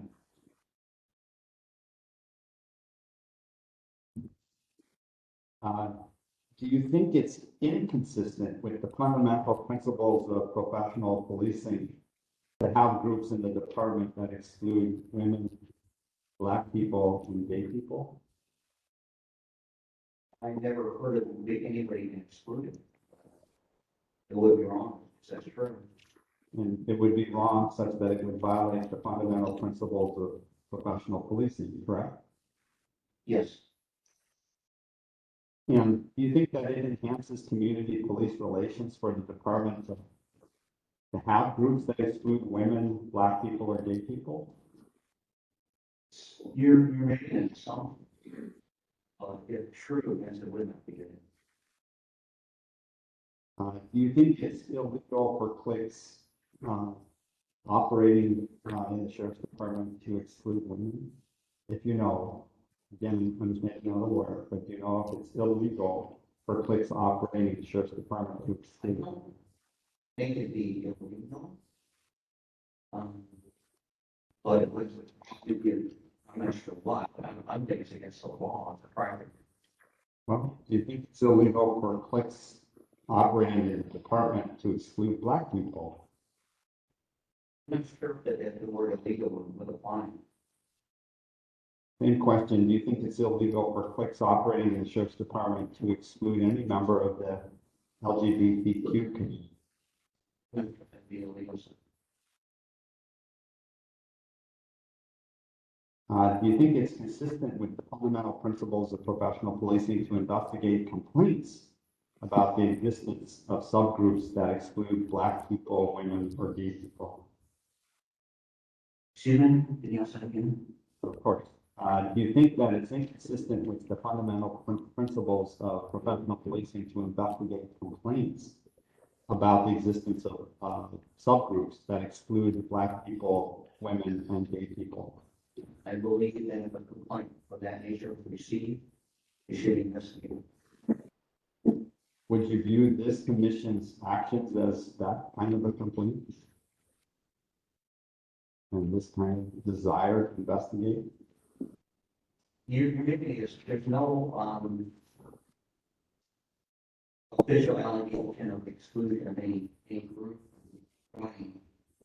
That people party, testified about exclusion, but lots of people, if you have a federal station tattoo. So that itself is proven and no year, from which is okay, but that's your, All right, well, let's talk about that then. You said that April Tardy has a station tattoo, correct? yes, What's the tattoo of? it's a symbol B. I don't know if it is in the station tattoo. Is Temple be a exclusionary subgroup? Your definition is, Do you know why she got that tattoo?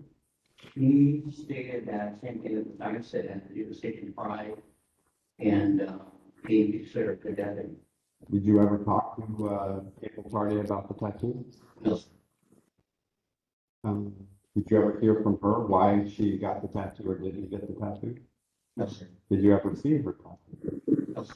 Was the subgroup in Temple a violent subgroup? No, no, sir, no. Um, Do you know any members of the subgroup in Temple Station? I just stated one, but others I'm not sure, sir. So other than what you stated about April Tardy, do you know any other member of the Temple subgroup? No, sir. And you never looked into it further to investigate members of the Temple subgroup? No, sir. Would you agree that subgroups, exclusionary subgroups, undermine the chain of command and discipline in the department? It should not impact chain of command or discipline. Have you ever heard of subgroups engaging in work slowdowns in stations if they don't get what they want? Well, if you were to East Lane, and I had April Party research that, and it's proven that looking at zero. If there were, and who investigated that? You said April Party? April Party had, she gave direction at them, but both East Lane and because her allegation was told them, I had her into it. And both of them showed there was no worse. Was that in a written report? I believe so.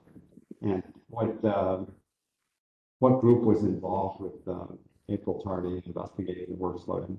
It would be her, chain of command, the commander or captain gave direction that, staff Did, stated. did internal affairs or any other group look at the work slowdown issues? Um,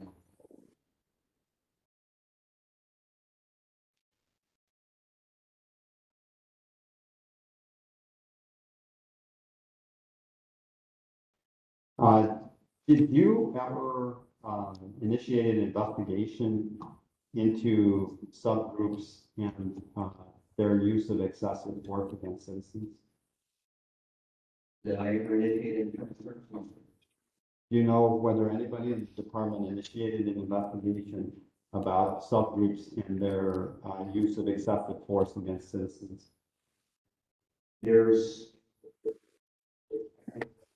trying to think too, I know there's an investigation when it comes to excessive force.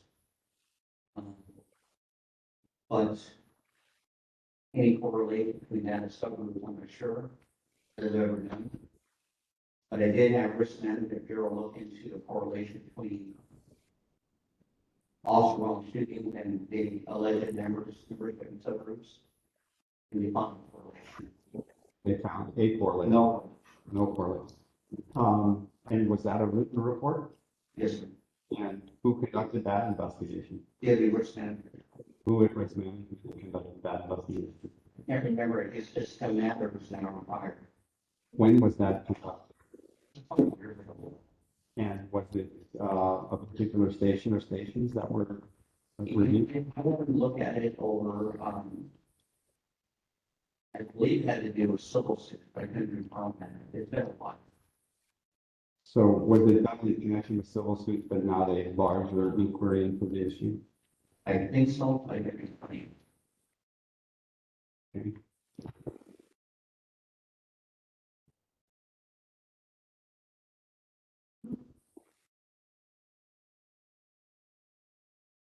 As undersheriff, or at any time in the department, you didn't refer law enforcement, gangs, subgroups, cliques to the California Attorney General for investigation. Is that right? No, No, sir, you did not refer.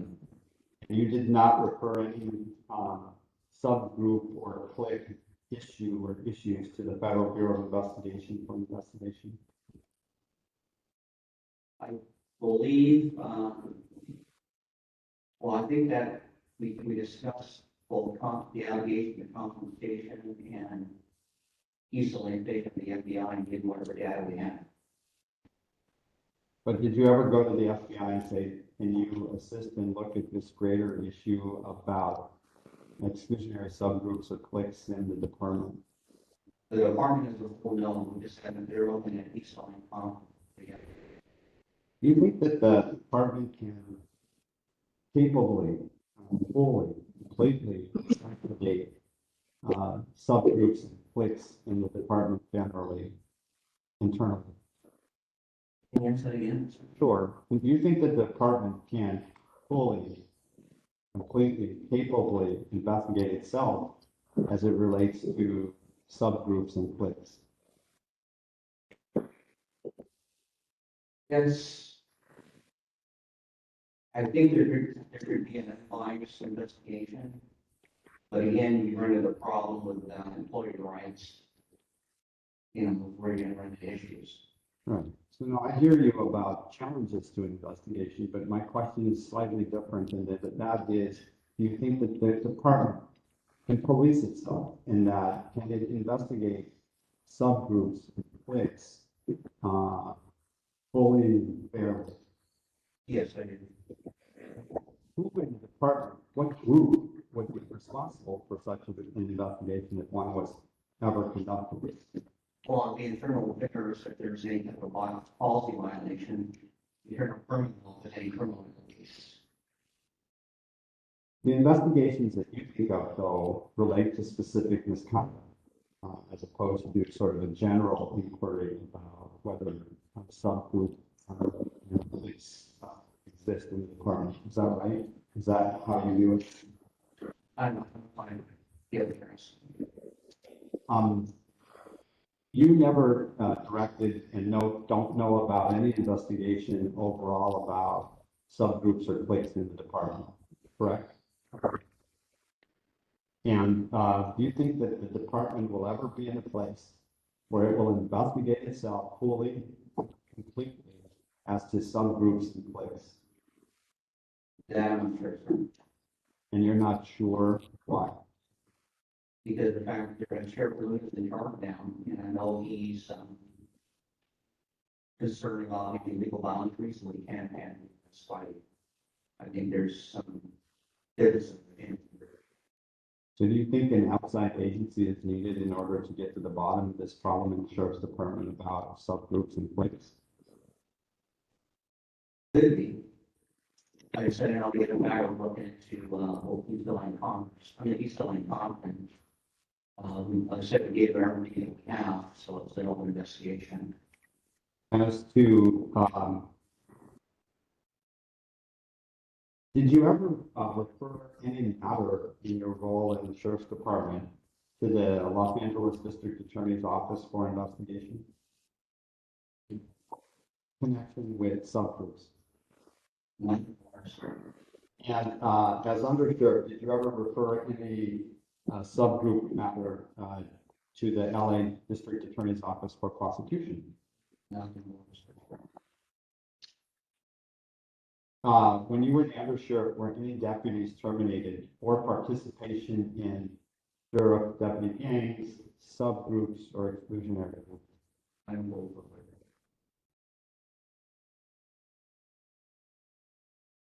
As undersheriff, did you ever direct ICIB or IAB to question deputies about their participation in exclusionary subgroups or cliques? I don't know something. Did Sheriff Villanueva do so? I don't.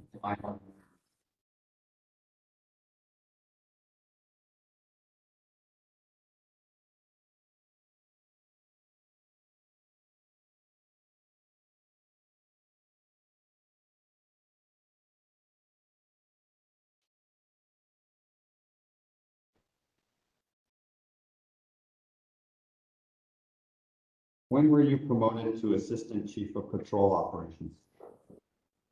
I think you need a sheriff. Yes.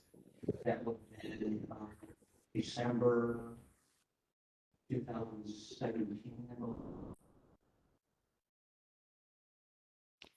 And when did you first learn that you had been promoted to Assistant Sheriff?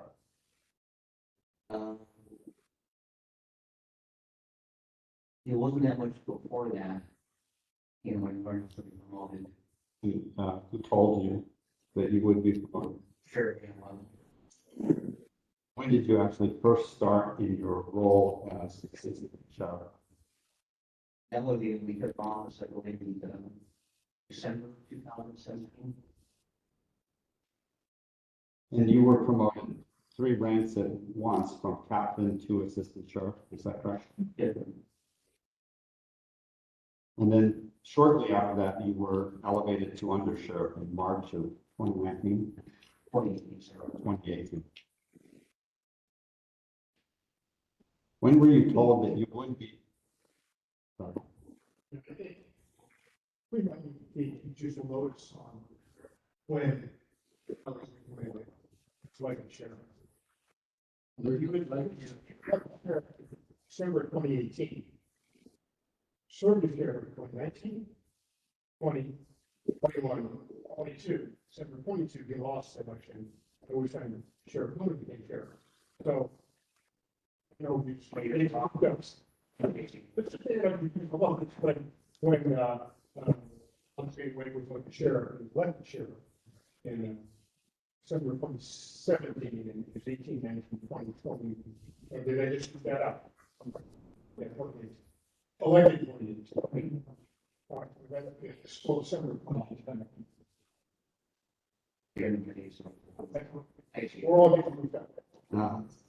When were you told that you were first elevated to undersheriff?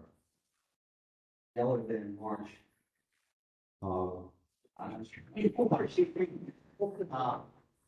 Yeah, I believe.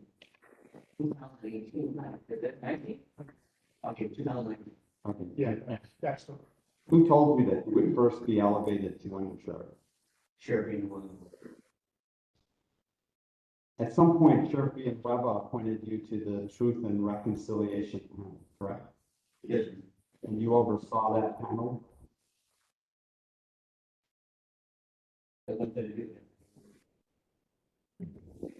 42, 44. Court order for this is what you think, protecting gangs. What does that have to do with every gangs? You have to do with WD. Yes, he did. Do you know Carl Van Goyen? Yes, Was he a Grim Reaper? I believe so. Let's go to exhibit 14.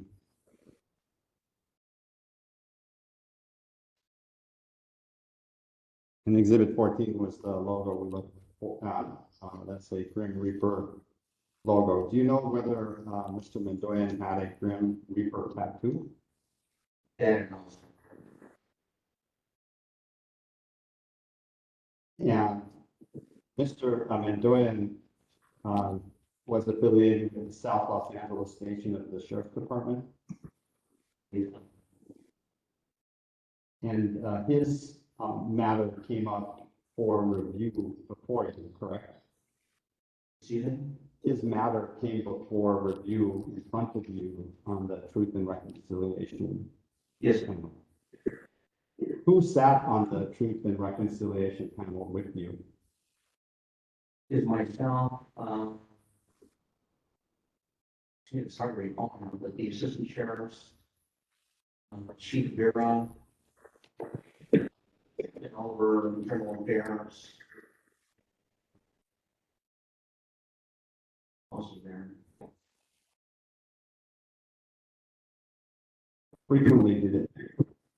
How frequently did it meet? That's the person who comes. Who came up with the name, the Truth and Reconciliation Committee? I believe that there, Sheriff Villanueva. yes, And was this Truth and Reconciliation Committee created just to handle the Mendoyan matter? no, sir, Did it handle other matters? no, sir. It was disbanded at some point, correct? Yes, Why?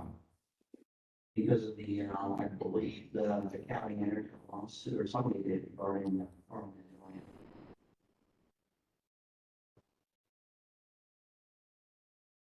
And what was the issue with regard to Mr. Mendoyan in the Truth and Reconciliation Committee? or panel? Whether or not that he got a fair review and exculpatory evidence was being excluded. What was the review? Was it the review of his history of criminal violations? And we didn't look at anything additional, we just looked at the case itself. And what did the case itself involve? I think now we're getting into this. Law. Personnel file.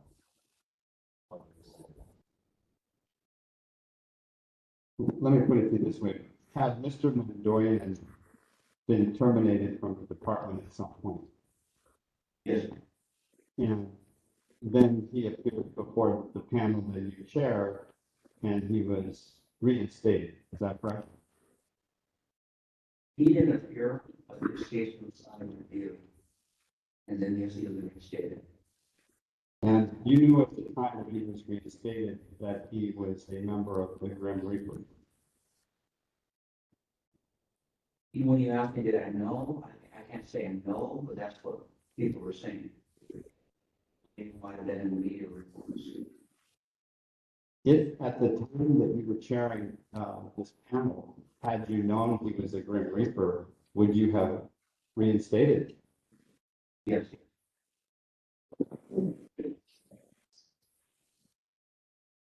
In your time at LASD, did you ever discriminate against someone on the basis of race?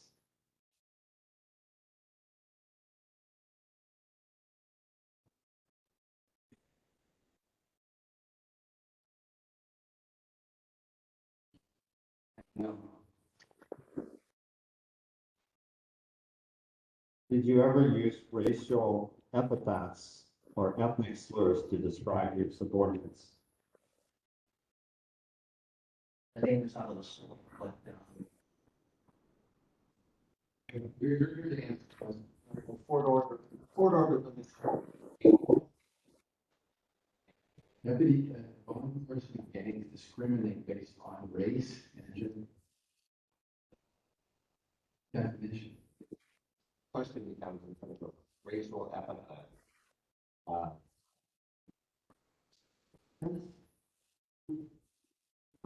Let me ask you this way. Are you aware of two public lawsuits, one by Carlos Carga and one by Tracy Stewart, against the department based on their work at the industry station and their involvement with you?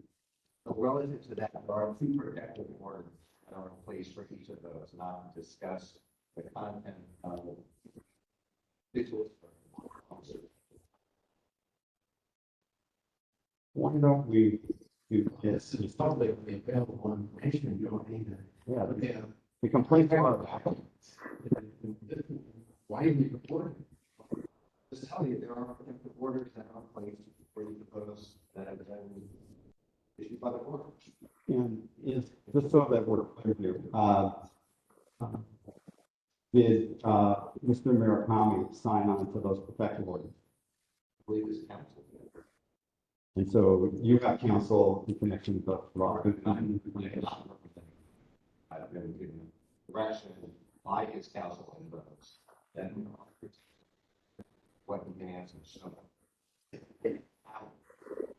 Respond to that, but I know that he limited answer the questions. Here's what I would recommend. Let's now take our 10-minute break and we'll come back and, because I have some thoughts about it. I'm sure it's, I'm looking to protect it. Right.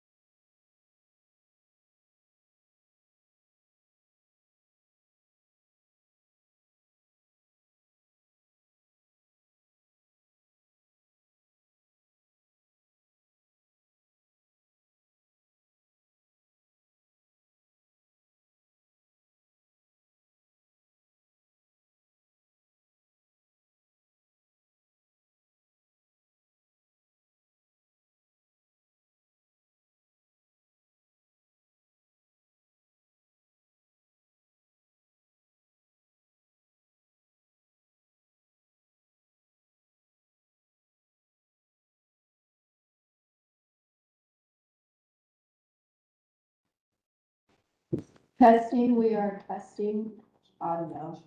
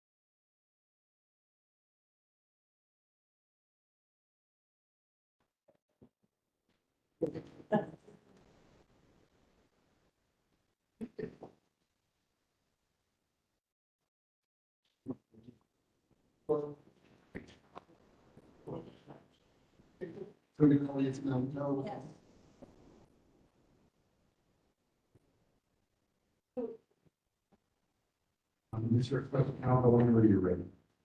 Thank you. Mr. Chairman, we have one additional document. We're going to label it in order in our binder, number 17, and we'll hand it out now. Sure.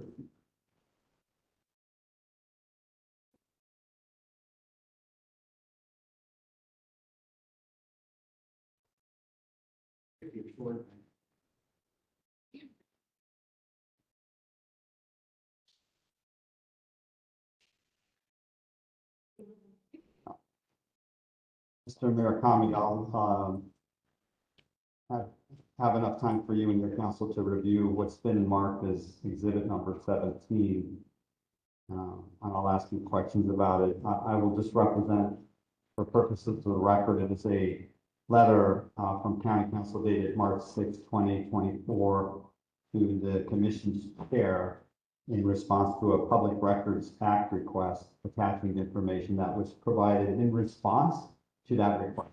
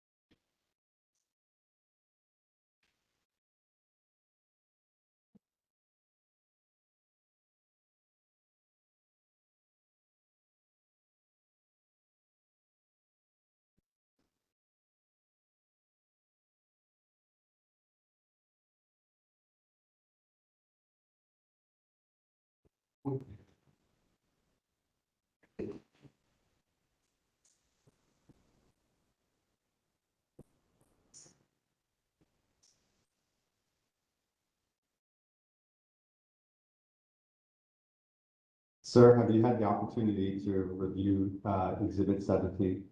Yes. And I know that you wouldn't have seen the March 6, 24 letter. I just wanted you to see it, that this is material produced in response to a public records act request. Do you see that letter? Yes. And attached to it is the Sheriff's Department, there's two documents. And those are, have you ever seen those two documents before? I don't believe so. And are you familiar with the County Equity Oversight Panel? Yes, I am. What is that? It's a panel that reviews allegations of, policy of equity, putting things to harm. And in September 2020, that panel concluded you violated the department's policy against racial discrimination and harassment. Is that correct? I do believe that.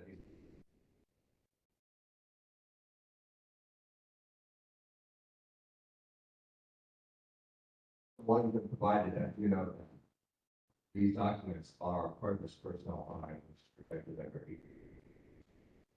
Well as information 33 with the consent dealing with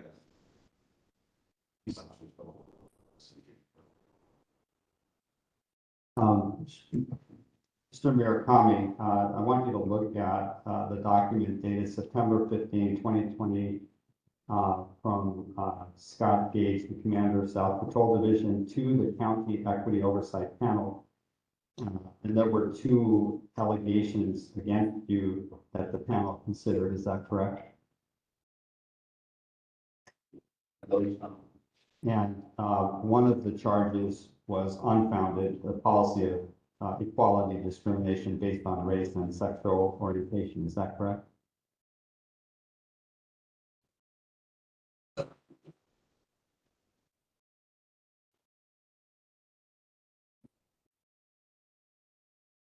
And what's it in the book of instruction that these are privileged documents related to the personnel. You have. So, appropriate to be questioned about this. This is a public document that was produced last night by the county council pursuant to a public records act. Request is a public document. Mr. Murakami, does this document reflect that there was the panel found that it was unfounded that you had violated the policy of equality discrimination based on race and sexual orientation? Once again, while it has been provided, I agree with the county council's determination that it is not exempt. It is still exempt and privileged pursuant to 832.7, as well as government code section 3300.7 related to peace officers programs. Yes, sir. I'm seeing that it's appropriate for him to be questioned and votes privilege at this time.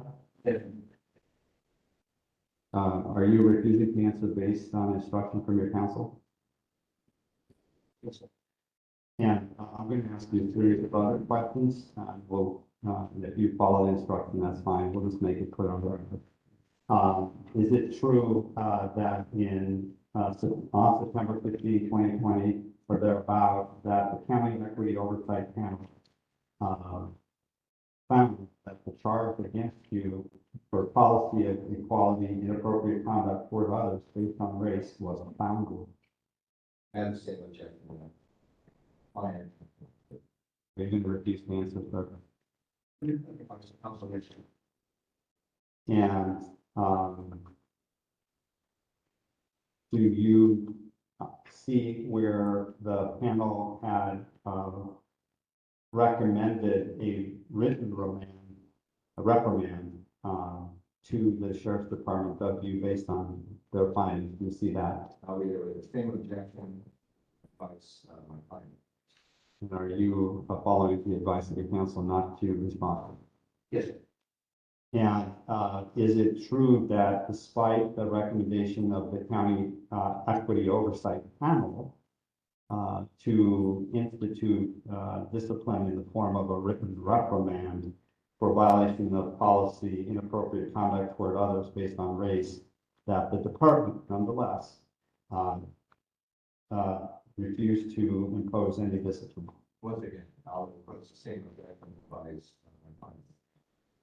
And so based on your advice of counsel, you're not going to respond, is that correct? yes, Mr. Kennedy, I don't have further questions at this time. Okay, so I guess sometimes you don't look at the county councils. They've been cited as reason for all kinds of things today, but at the end of the hearing, the county councils produce these documents, they live and said they're public records. Not going to answer questions. Public records produce me nothing. That's not personal counsel, Mr. Chair. My interpretation is completely different. So while I respect, you know, as a lawyer, in personal counsel, I will hopefully follow my lead. No, I'm not getting them right here. Yeah, a prior witness appeal. It's ridiculous. And county council, hasn't this been released at the public record? No, I'm not there.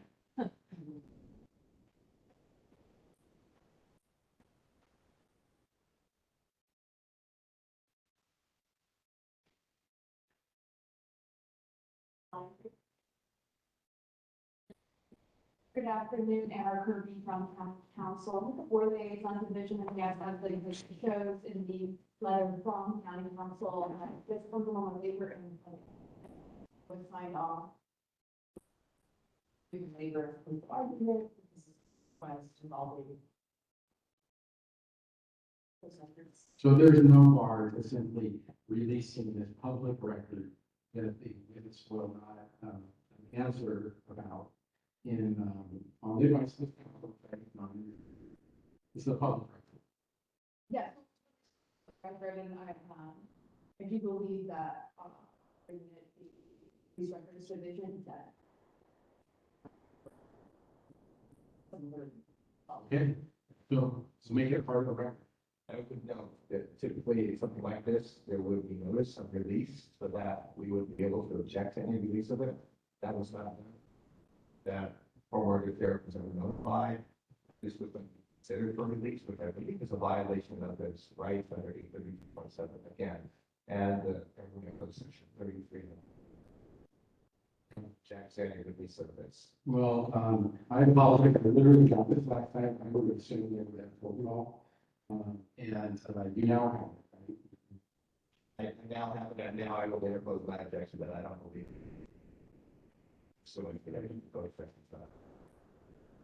public violation. Well, I guess we'll find out one way or another later on. So I'm going to treat it as a public record and make it a part of our here. And Mr. Pacheco, thank you so much. Do you have anything else? nothing further. Commissioner questions? Yes. Sir, you mentioned that you received your invite to join the deputy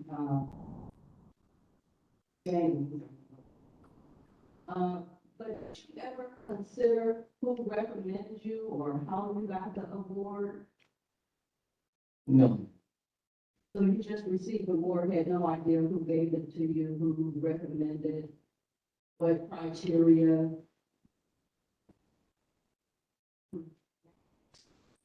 And then I had another question. You constantly refer to the permission of the union. I am very concerned about who was running the department. You as under deputy or the union? that's a misinterpretation. Sorry that he did it that way. We deal with the unions, we have employee rights. We can't violate the rights of the union to play. Oh, we're not afraid of the unions. But again, if the cause is not providing personal rights, which I think you respect, that's the issue, not the unit itself. Management rights is what I'm talking about. You kept making statements, I have to get the approval of the unit. To manage a department, units don't tell companies or corporations how to manage employees or manage their business. Again, I think you're misinterpreting what was said. They're not telling us how to leave the department or decision you made. There's certain things where there's a piece off the Bill of Rights. That if we infringe upon it, one, the thing will be tossed down, and two, we're going to be held to civil liability. Now, the other question I have, you made statements that you weren't aware of a lot of things going on in your department, like the Kennedy stuff, you wasn't aware of the Compton stuff. But as the undersecretary under deputy at the top, how can you not know what's going on in the department? It depends on what matter, because what happens is that, you understand, we got 18,000 employees, and there's a chain of command. Certain things like, when Mr. Pacheco talked about something dealing with the deputy, it doesn't rise to my level. You know, in charge of managing the department. Those things are handled by captains, commanders, and depending upon the level of the issue, it'll come to my level. A lot of things never reach my desk. Well, when things hit the newspaper and the world, you mean you're not concerned about looking at the reports and reading them for yourselves and then questioning what really happened? We do. I didn't get that based on your answer. Well, what happens is that one thing, no insult to the media, but the report is not always the truth. The incidents are handled at unit level investigations or maybe even the command staff, which I don't involve at the end, I agree, whether it's true or not true. I understand that, but the fact you do get a written report, you get a brief, you read it, do you question some of the stuff in there? Especially when they ask you about whether or not the deputy gangs were investigated, did this seem unusual? Was the leg tattoo shot off? Was it investigated? Their answers was like, I'm the second top man in command, but I don't know. The thing about the allegation of shooting the tattoo, I think it happened in 2015. Well, before you. Yeah, waiting for me, so I was aware of it. And if, based upon the report, that's insane. You know, if that means allegations are true, that's insane. And what happens is that there's some things you might say, for instance, there's an incident in College Station where two deputies got in a fight, there's allegation might have been fight, they wanted the police there. We investigated, we gave the case to the FBI. You know, so a lot of these cases that are controversial, my guy was initiated. We were bringing the FBI in because we wanted things to eyes to hold us accountable. And immediately we offered them to take it over. You know, they do, well, if they see a civil violation, federal level, they take it back to us. But we brought them in early on a lot of things, if any allegations that up in misconduct.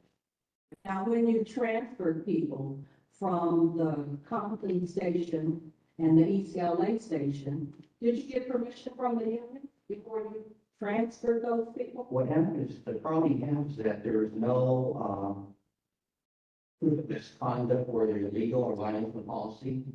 We just believe you're affiliating these groups and for this interest of everybody, if they move into the area to get on the station. And then what happens then, we had to bring the union in, because there's employee rights, we can't force them. So all the moves that were out of Compton and East LA did were voluntary. You know, that's where the union came involved. We want to encroach on employee rights. No other questions, Sandy? Yeah, let's follow up on the voluntary, because that was very important information I received about the movement folks out of, Compton East Station. So, when you say it's voluntary, how does it, I mean, how will a group of people decide voluntarily that they don't want to be there anymore? Send me somewhere else. What's that process? There must have been some discussion.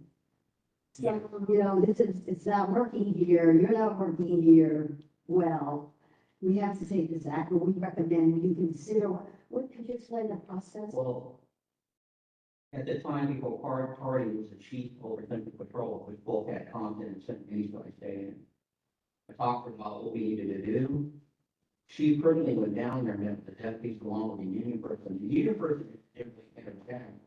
He was there to witness the conversation that we were having. We just let the deputies know that it's probably better for us, better for the department, if you go somewhere else on the station. So that's what the voluntary thing, we couldn't force on them, but they left voluntarily. Still puzzled by that kind of behavior, but you know, that also, okay, we're recommending that you leave. But you can do it on your own volition, which is fair. Union is there to make sure there's no real coercion, but there seems to be, in my view, some coercion, even if it's informal. And that because, in a sense, because there were reasons.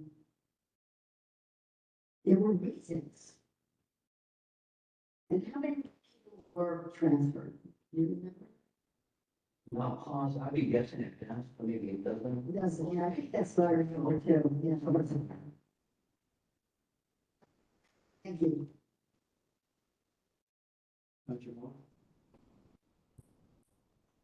So, I believe you said that when you got to tell to there was 1 to 10 deputy present. Yes. Oh, You're talking 4 years ago, and no insult to anybody, I don't catch a case on this, but I know what happened. well, you remember did that. Yes, I did. Have you ever heard of an inking party? Just in the media, they call it that, but I never heard it from before that. Never heard of something. And people present you were getting tattooed, you know, they thought like an inking party. You know, they thought it was like an inking party. There was 6 to 10 that were present, but didn't label it anything, was a tattoo party. What's the difference between, in your mind, the difference between the caveman and this? Well, everything's based upon what I read in the media. No, outside of the media. In your mind, what's the difference between a caveman and this? Yeah. I'm not quite sure, because I don't know that much about the executioners. You know, as far as what they're accused of doing certain things, but I'm not fully aware of the circumstances are. As far as some other tattoos, there's no allegations of anything. So that's the difference would be, I think.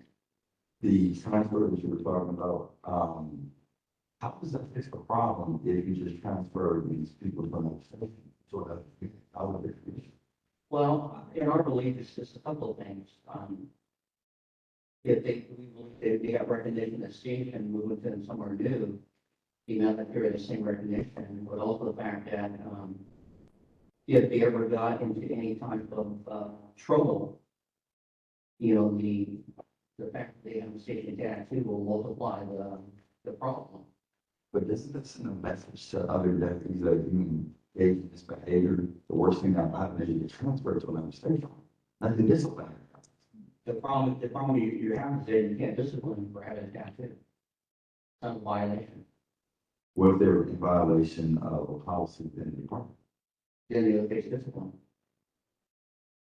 I think there were questions about court silence. Is that immediate terms? It's adult concern. Have you heard of it within law enforcement? Yes, sir. It exists within law enforcement. You said I heard of it. Does it exist within law enforcement? Is there like a court silence in law enforcement or that's immediate? I think in any profession, even in the medical profession, there's some limit of people that don't want to talk. So in law enforcement, you're the post office. Heard it, some people don't want to say anything.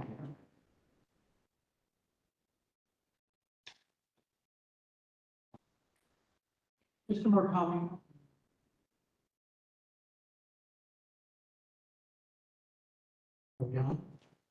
Mr. Murakami, you mentioned during your testimony here today, 6 times the name of April Tardy, and you made a 7th reference to her in the answer to a question just now. And I'm curious, is your reference to her repeatedly, is that accidental or intentional? It's factual. And is your reference to her and alleged gang tattoo, is that in reference to anything that you have observed directly, or is that just what we read in the media about her tattoo? Can you rephrase that question?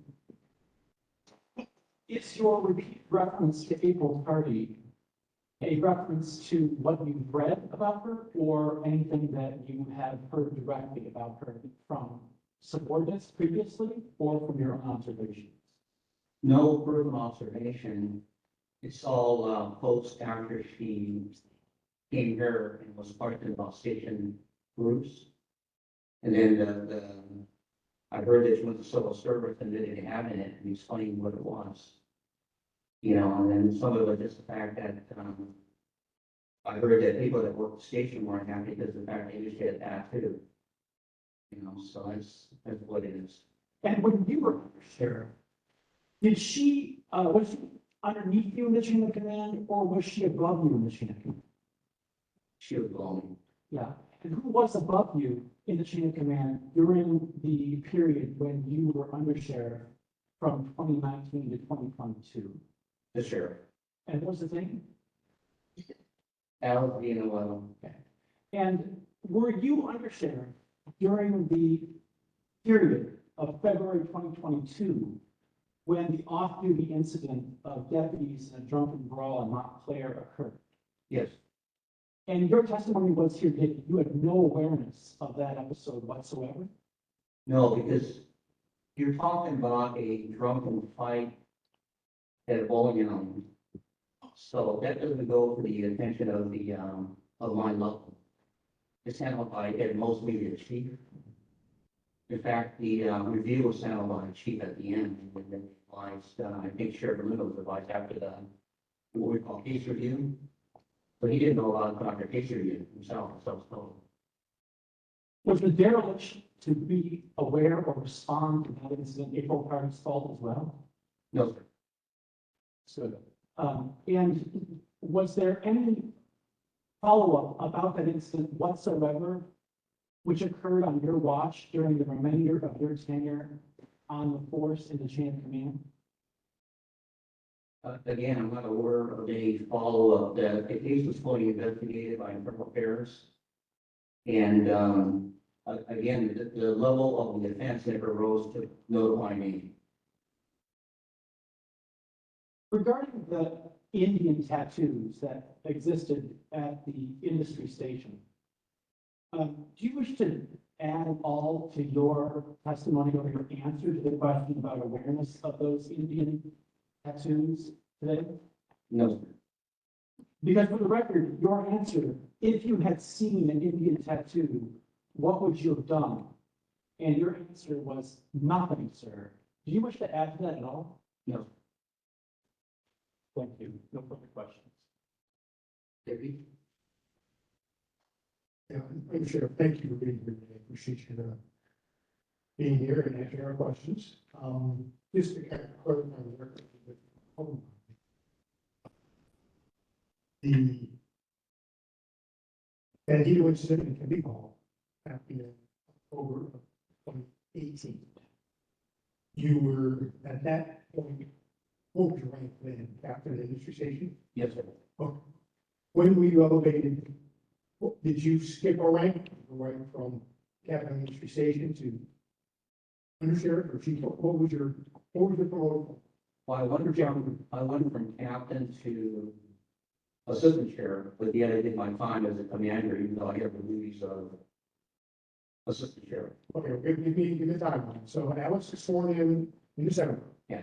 When did you become anything other than the captain, as you say? When I did the identification, No, wait, once Alex got sworn in, when did he elevate you? it'd be, in December of, So the same month he was sworn in. yes, So you went to, you then became assistant sheriff in December of 2018. yes, So you were assistant sheriff when this investigation was sort of ongoing in the Candy Hall situation. yes, Were you in the promotional process, Chief Burton? Did you have some say in the promotion of Chief Burton from captain to chief? yes. When did that happen? That I don't recall.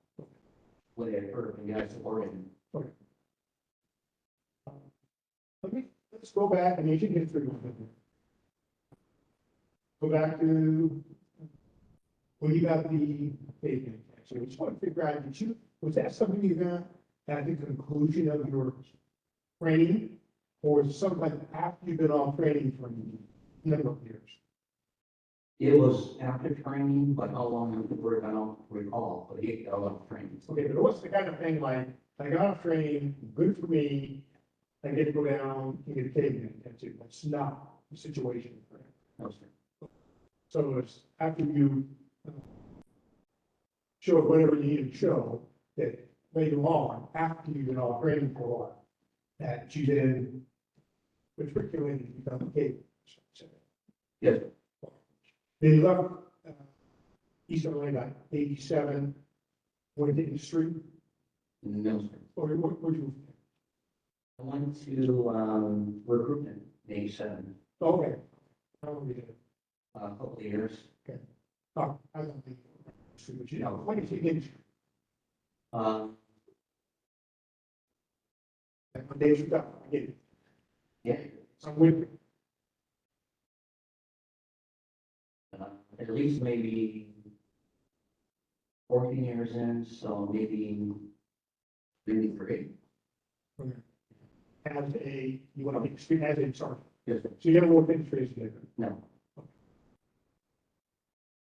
I think all, All right, thanks. Luis?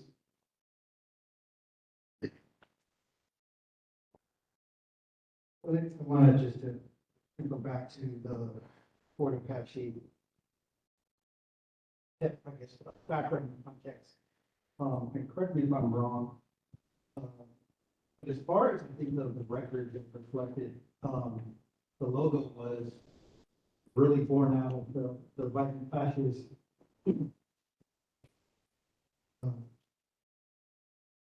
East LA residents and those East LA and the LA Sheriff Station and the anti-gay war protesters in the 1970s Trump moratorium. So if we look at that history context, I mean, shortly after that, then Sheriff Pitches and talking about keeping a low profile, which I think that's a sort of coherent. So I bring that up because when we hear as Mike as a commissioner spent time in the LA County Jail, I go back to 1992 with the culture report, and we have the 2011 CCJV report, the RAND report. We had Sheriff Baca, who sat before the Board of Supervisors and said, "Don't elect me." And I come from a family of law enforcement. I have the lived experience of jail and prison. And, when I hear the discussion of staging tattoos and those tattoos that meet the legal definition of PC 13670, every station that there is up on the wall, that would be somebody painted, identifying, description of what this, CRDF has its century and it has a big emblem or logo that's painted on the wall. I think every station has one. Secret Rivera has one. And from what I understand, like People Tardy, she got a station tattoo that matches the station's identifying logo that's on every county substation. Now, currently, this administration, the policy for deputy gangs in the sheriff's department that aligns with PC 1370 is in this meeting confer process. And you're retired. Retirements look good on you. You know, both my, and my family both retired after 35 years, and so wish you all the best in retirement. As a private citizen now, as a resident in Los Angeles County, given this history of this issue, whether it's subgroups or blah, blah, blah, whatever it is, there's a problem that has been recognized by various county commissions, various reporters. Do you think of this policy of this administration when it comes down and is enforced within the department? Do you think that will begin to differentiate between the station tattoo and what's a tattoo that meets legal criteria of PC? I think they're walking a difficult line, trying to decide what to be a tattoo, what's a bad tattoo. That's why in a general, when the department banned tattoos, I just upon a regular tattoo different from one with a guy on a party. Well, we couldn't differentiate. So we came up with a policy that you couldn't sold any tattoos. So anytime the department's been trying to decide that this group's okay and that one's bad, it's going to open a can of worms. You stand by for lawsuits. Because the criteria is just because for either you ban them all or you deal with it as it comes. And again, we look at it on it as if there's a violation that you do, then we deal with it. But if the group is associated with a group, that implies it into the policy. But the tattoo itself alone, you know, you feel like street games. You know, I said if a guy walked in there with 18th Street tattoo, I think they put him on game member. There's set criteria that needs to be met. That's what LMP got in trouble where they named this out as identifying guys. Well, there's 5 or 6 things that need to be checked off. So that's why they got in big trouble. That's where it's going to get tougher here for Luna to walk that line to say this one's okay and this one's bad. You know, that's where I said if you can figure it out, pass off them, but it's not an easy road to walk. Okay.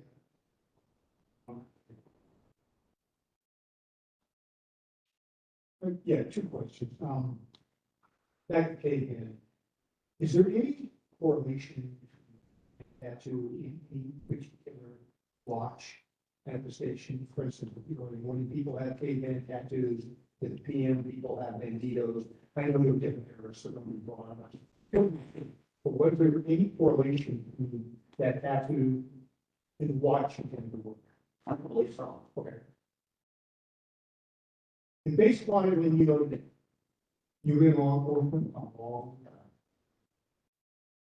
If you're going to give a new deputy sheriff any advice, they came to you and said, I'm thinking about getting a tattoo.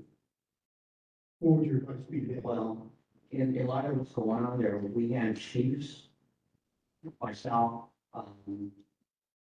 command staff, anytime we talk to deputies with patrol schools, stations, discouraging getting any tattoos. Whether you think they're good or bad, it's not a good thing. You know, it's not sending out the message that you want. So we're strongly telling them not to get a tattoo. And that's our advice. Okay, so can I just ask Mr. Murakami, as the former second in command of the sheriff's station, is it your opinion that you can't fire or discipline a sworn law enforcement member who has a KKK tattoo or a Nazi tattoo? I think we can. So deputy sheriffs can walk around with a swastika tattoo on their body, and that's not, no one can do anything about it. I think law is covered at work. I mean, that's my belief. And I could be wrong. And if they shoot members of the public, people who are of color, It's irrelevant, and you can't do anything when they have a KKK tattoo, because that's their First Amendment right, in your view. I think you're taking it to another level. Well, I'm asking you a question. Yeah, I don't. As far as the criminal aspect, no, in terms of liability, it'd be immense. What about firing, disciplining? Like, I don't want you and my law enforcement agency policing the public with a swastika tattoo, I'm not sure if you could. okay? And you said that one of the reasons you can't is you can't use the tattoo as evidence really of anything, right? What do you mean? Well, you said you can't arrest a gang member with an 18th Street tattoo because the tattoo's not enough. Right. But isn't it true that it is one of the 5 or 6 things you use to make the opinion that someone is gang involved? It's one. One, that's what I said. One of the 5 or 6 criteria, right? Yes, So why isn't a deputy gang tattoo on an officer one of the criteria that could be used to assess whether they're violating Penal Code 13670, which prohibits membership in a law enforcement gang? And that's the legislature's term, not mine. I don't believe you can. It's within their rights in the First Amendment. Again, you're drawing them out further than it should be. So you can use the tattoo as circumstantial evidence of proof that a young person is in a criminal street gang, but you can't use the tattoo as circumstantial evidence that a member of the sheriff's department may be a member of a law enforcement gang. I can let you know this honestly. I'm finally offended that you're comparing a police officer to. I'm asking you a question. I'm asking you a question. The statute refers to groups that associate together under common symbol, and it states a tattoo. And you're telling me as the former second in command of the sheriff's department that you cannot use that as evidence of anything with respect to law enforcement gangs. Well, I'm telling you that's my belief, and if Sheriff Luna believes otherwise, he can do what he wants to do now. I'm done, but I'm just being good. And do you think, well, first I should say, is this the first time, Mr. Murakami, that you have publicly admitted that you have a caveman tattoo? I believe so. And in fact, in the past, haven't you denied that you were affiliated with the caveman? I was unresponsive. I'm sorry, Unresponsive. I don't understand your answer. Have you in the past denied that you were affiliated with the caveman? I was unresponsive and gave no response. You were unresponsive. So you were trying to deliberately evade answering that question. That's a personal question. So yes, I'm there. Based on my heart, right? Yes. And is that, were you trying to evade answering the question because you knew it would be perceived as a improper thing for a law enforcement officer to do? No, sir. No. Do you think that you, as the undersheriff, suffered from a conflict of interest in making decisions about whether or not to investigate a deputy gang within the ranks? Again, I take knowing your use of the word deputy gang. Law enforcement gang, I'll use the statutory language. Do you think that you have a conflict of interest in making decisions whether or not to investigate a law enforcement gang because you yourself have a caveman tattoo? Now, I think in 2020, you said that you removed or altered the caveman tattoo. Is that right? Yes, And you did that because you no longer wanted to be associated with the caveman? I guess you say that.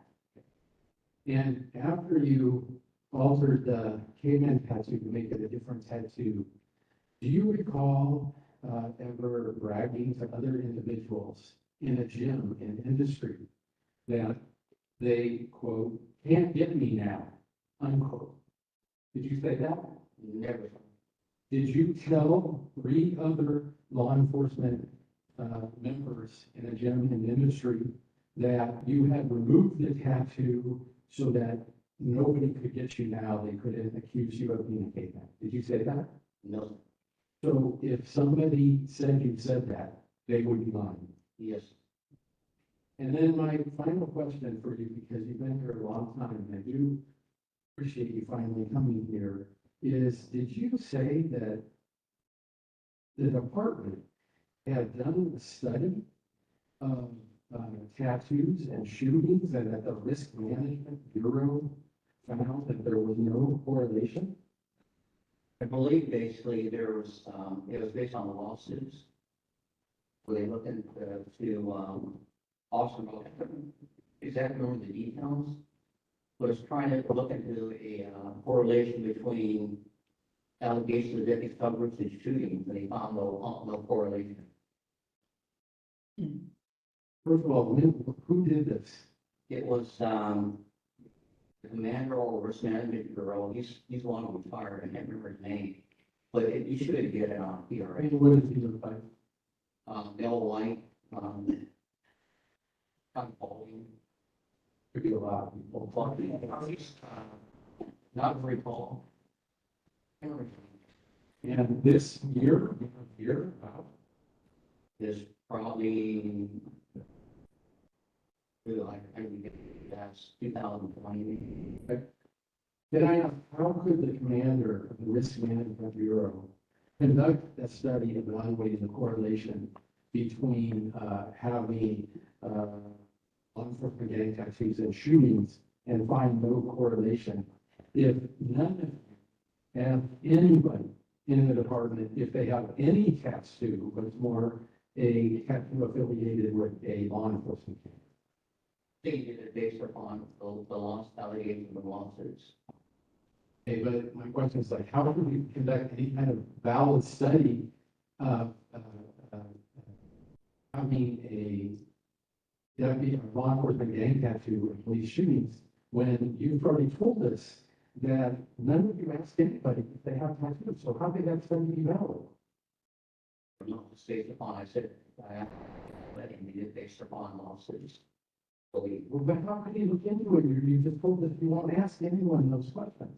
I gave you my response, you keep repeating it, I'm a sir. Well, I know, I'm not trying to be quarrelsome, I'm trying to figure out how this study could be done.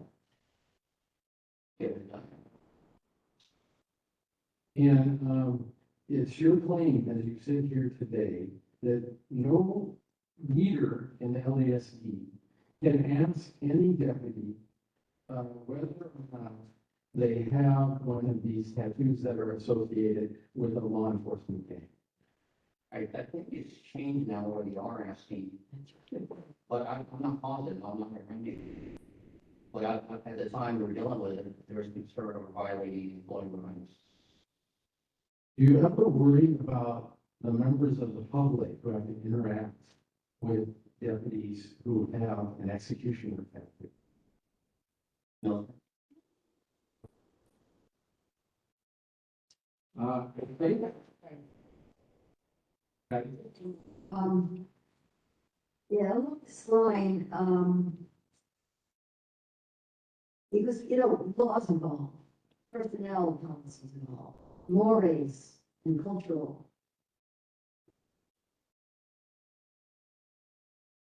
Beliefs involved. Now, you made the decision to, but I think what you're saying is alter behavior. You made that decision from your own coach. No one asked you to do that, and you decided to do that. And I think you said because of the kind of atmosphere, groups like this, it became, even though you may not have had intention when you got the tattoo, it became something different yes, sir. in the public side. Yes, sir. Do you, now that you know you've had all this experience, 40 years dedicated to the department, dedicated to the community safety, do you now, would you say, from a reasonable person's perspective, that this whole issue of law enforcement gangs, these tattoos that have menacing names, executioners, banditos, these are not like Mickey Mouse clubs. They have, those kind of types. They're not friendly, they're not wearing friendly titles, they're kind of miss. So would you, how do you feel now, and you're retired, private citizen, all you've been through in Washington Department, and heard us go on now for 6 years about this issue, that, do you think it's fair to say that the public's trust has been violated by even the controversy, whether it's been proved 100% that there's evil behind it, or there's been bad behavior, or actionable criminal activity, that the community's trust in a department that you love has been violated with this issue that we can't seem to dig our way out. What do you I think, the intent of the deputies involved is not anything bad, but the way it's being perceived now, it is different. That's why, I recommend people have them and remove them. And again, we encourage new deputies never to get one, because it's not sending out a positive message. And that was not the intent, but again, the intent versus perception are two different things. And public perception is important. So again, we're talking about it's done. Don't do it anymore. It's foolish, and it's not achieving what you think it does. That's why I think it's a loss. Thank you. Hey, Mr. Murray, I wish I could say your obligations are completely over. There's a couple disputes on outstanding, but we'll see if we can work it out. But your obligations to this community today are certainly over, and I appreciate you coming and engaging in this difficult testimony about an issue that is equally for our community. So thank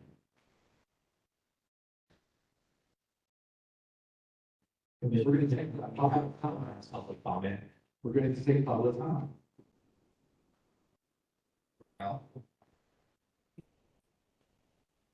Show me contact.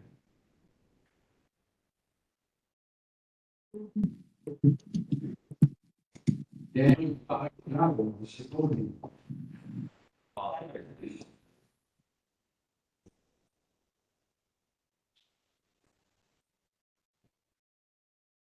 Good afternoon. You all know, Raquel Derfler from Capital Contract AD. Comment on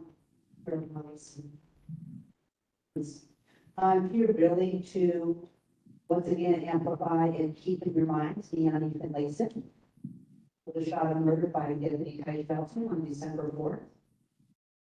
In her own home, she called 911 with help with a domestic violence situation, and this happened in front of her 9-year-old daughter.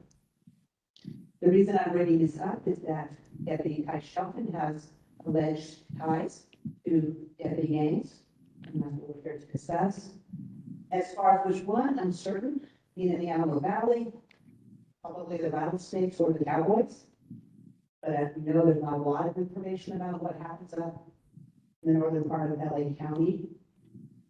What I can tell you is that he fits the pattern. So back in the summer of 2020, did the same thing, responded to a domestic violence call, shot, killed an elder in the community, Michael Thomas. After being on desk duty for several months, was returned to the streets, unleashed back on the residents of the Antelope Valley. Was also promoted to the position of training officer.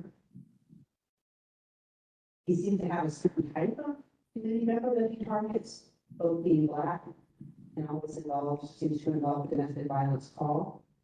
I unfortunately, and I say unfortunately, watched the video in that call. It was something I did not want to do. I had to emotionally distance myself because I was watching someone being murdered.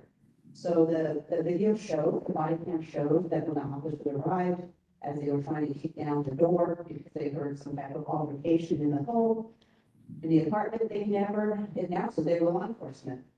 So would you answer the door if someone is kicking at your door and you don't know who they are? Deanna did open the door. She had a knife in her hand, but that knife was given to her by her 9-year-old daughter to protect herself. That wasn't using her and took hands off her daughter. In the 60 minutes that it took them to get there, she never used it on the gentleman. If she was going to do something, she would have done it before it arrived. They come into the apartment. The deputy actually felt him toss aside the taser, and in less than minutes, shoots the young 4 times in front of her daughter.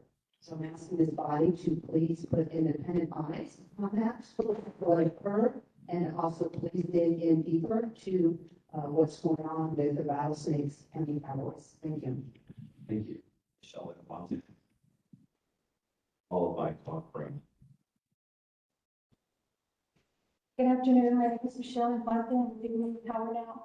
It's always interesting to sit up here during these deputy gang hearings to watch a pathological liar up there continuously talk and lie in front of all these people. It's interesting to watch a sociopath and a narcissist sit up there and only do what's best for them.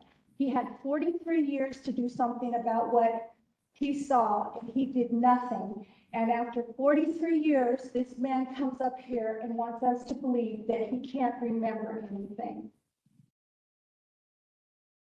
It's not a culture.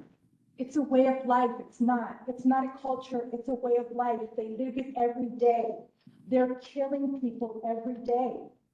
And I think that most of you that have been up here for a long time, with the exception of a few of you, know that this is an organization that needs independent. We need to have independent people, agencies come in to be able to look at this kind of stuff. Time after time and question after question was, what did you do about any of this stuff? And they said they didn't have anything to substantiate. You have absolutely nothing after 43 years of families coming to you, complaint after complaint. Complaining, it's not just the beating that these families are taking, that their loved ones are taking. These people's lives are being taken. They're not lost, they're being taken. These are homicides. These are homicides. These are not accidental killings.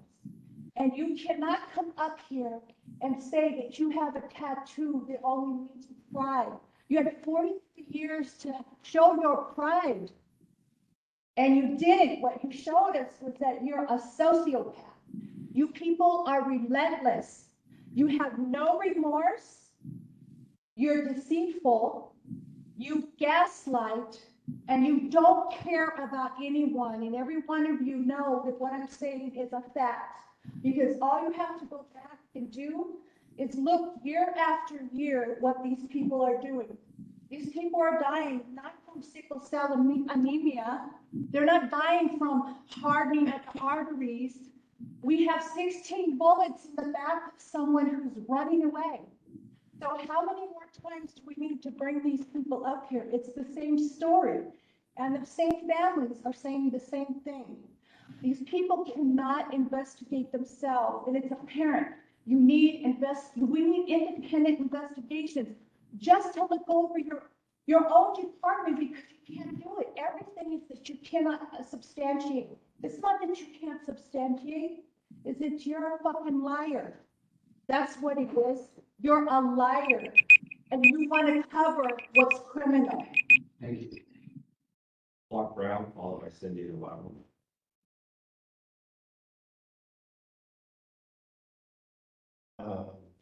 I just have a couple of comments on the testimony today.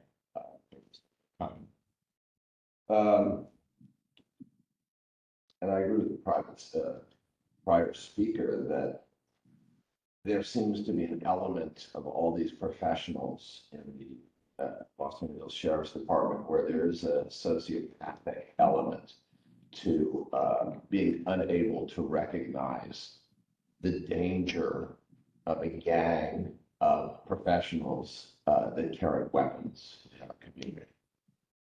So the names we heard today of these groups were Grim Reaper, executioners, banditos, red devils. Those are not the names of any softball team I've ever heard.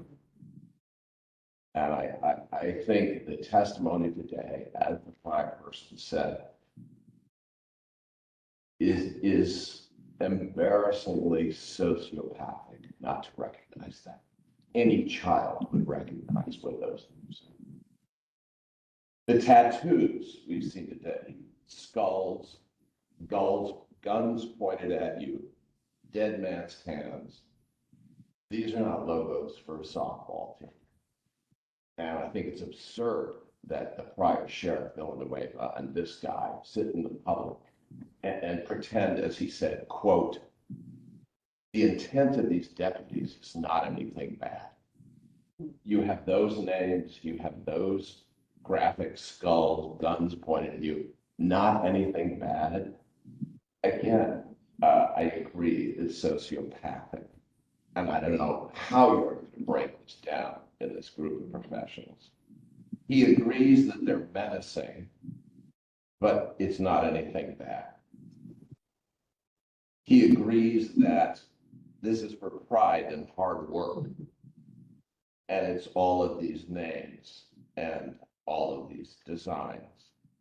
We saw an ankle with a tattoo with a bullet hole in it today.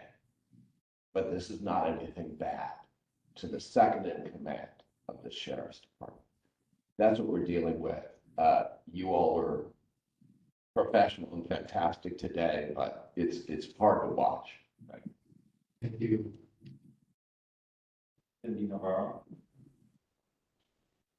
Well, good afternoon, everybody. I wanted to make it known, it's just my opinion, I believe that the gangs within the police department branch out. And the reason I'm saying this is because on my own personal matter, my case, there's a judge involved. For a judge to backdate a warning on a plane boarding to Hawaii that I found out he's on vacation, he wouldn't risk his job. So I'm just letting you guys and the public aware of my theory, which it involves other agencies and entities that are involved in this. Also, let me see, the Temple City Sheriff's Department instructed Ruben Gonzalez, Stephen Fielder, and Arthur Villanueva. I'm coming for you guys, not in a violence term, but for your guys' attention. Just because this is going to be online, I just wanted to say it. Thank you. Thank you. We have two online public comment. First of all, we have Selena Coleman. Can you please unmute yourself?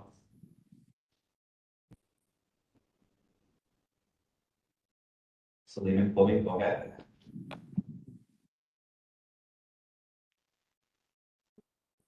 Can you please unmute yourself, Selena Coleman? Yes. Can you hear me? Yes, we can. Okay. First of all, I want to thank you guys for taking the time out and listen to us as a community. I just want to say it's deep embedded within the county. As an employee, I see the union and the county, they check and balance themselves as they make these rules and policies that they don't follow. Within the department, you know, they use the union to protect themselves.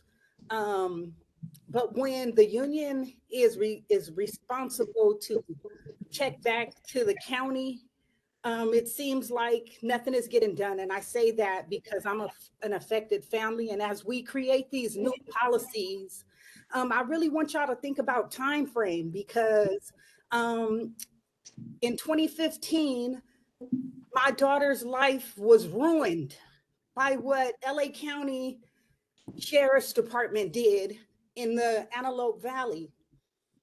And we're on year 8, and she is still homeless, and she is still having mental health issues, trying to maintain her family.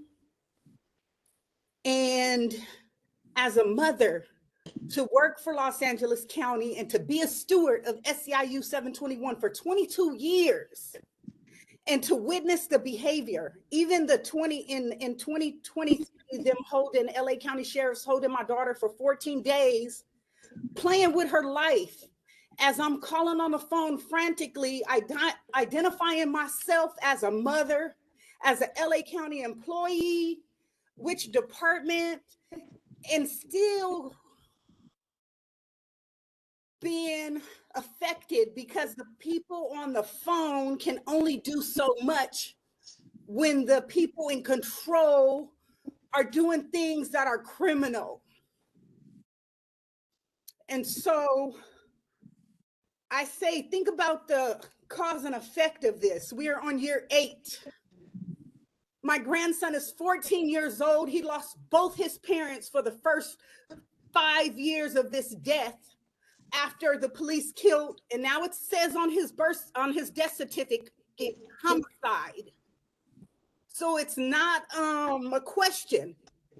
It's a fact that he was murdered, right, by the police. And he got victimized, but all of that don't even matter. What matters is the people that are left behind and the recovery that we are trying to recover from, and them still acting like this is not a human rights issue for everybody involved, because it is. Thank you.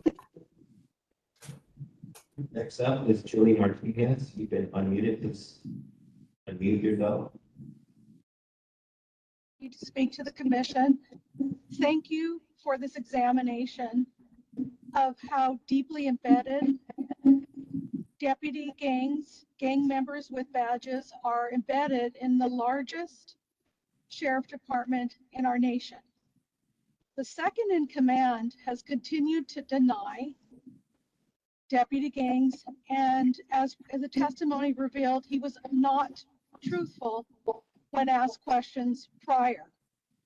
Thank you to Commissioner Kennedy for drawing attention to the fact that young youth in our community are held liable and received enhancements, criminal enhancements, when they contain a when they contain a gang tattoo on their body, and yet Murakami was unable to draw the connection that he could have utilized the same criteria based on the penal code, which identified gang tattoos.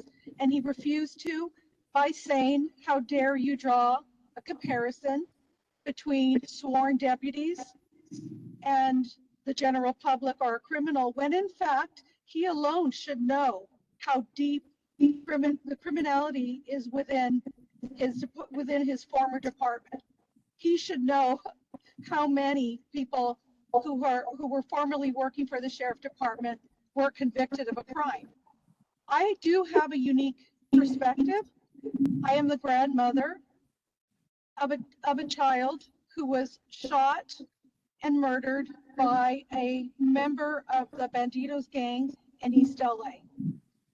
At the time of my grandson's murder in June of 2019, different community members approached our family and identified the officer Saavedra from the East LA station as being a member of a deputy gang, and yet we had no proof until a very brave whistleblower came forward in an interview and identified Saavedra. So our problem of those of us who grew up in East LA, have ties to East LA and all of LA County, we are still dealing with deputy gang members that are still actively involved. And it is a fallacy that these deputy gang members do not wear their prejudice and their hate and their racism on their bodies. And it is a fallacy that when they're out in the community, they are not prejudiced against the communities that they have identified with by their gang affiliation. I don't know what needs to change except that these deputy gang members be fired immediately. Thank you. Thank you. This concludes our public comment. Okay, I think that concludes this hearing. Anthony, Laura, Julia, I just want to thank you for assisting this volunteer commission. We could never have pulled off an examination like this without all of your hours of work. And thank you, the firm of Service Land.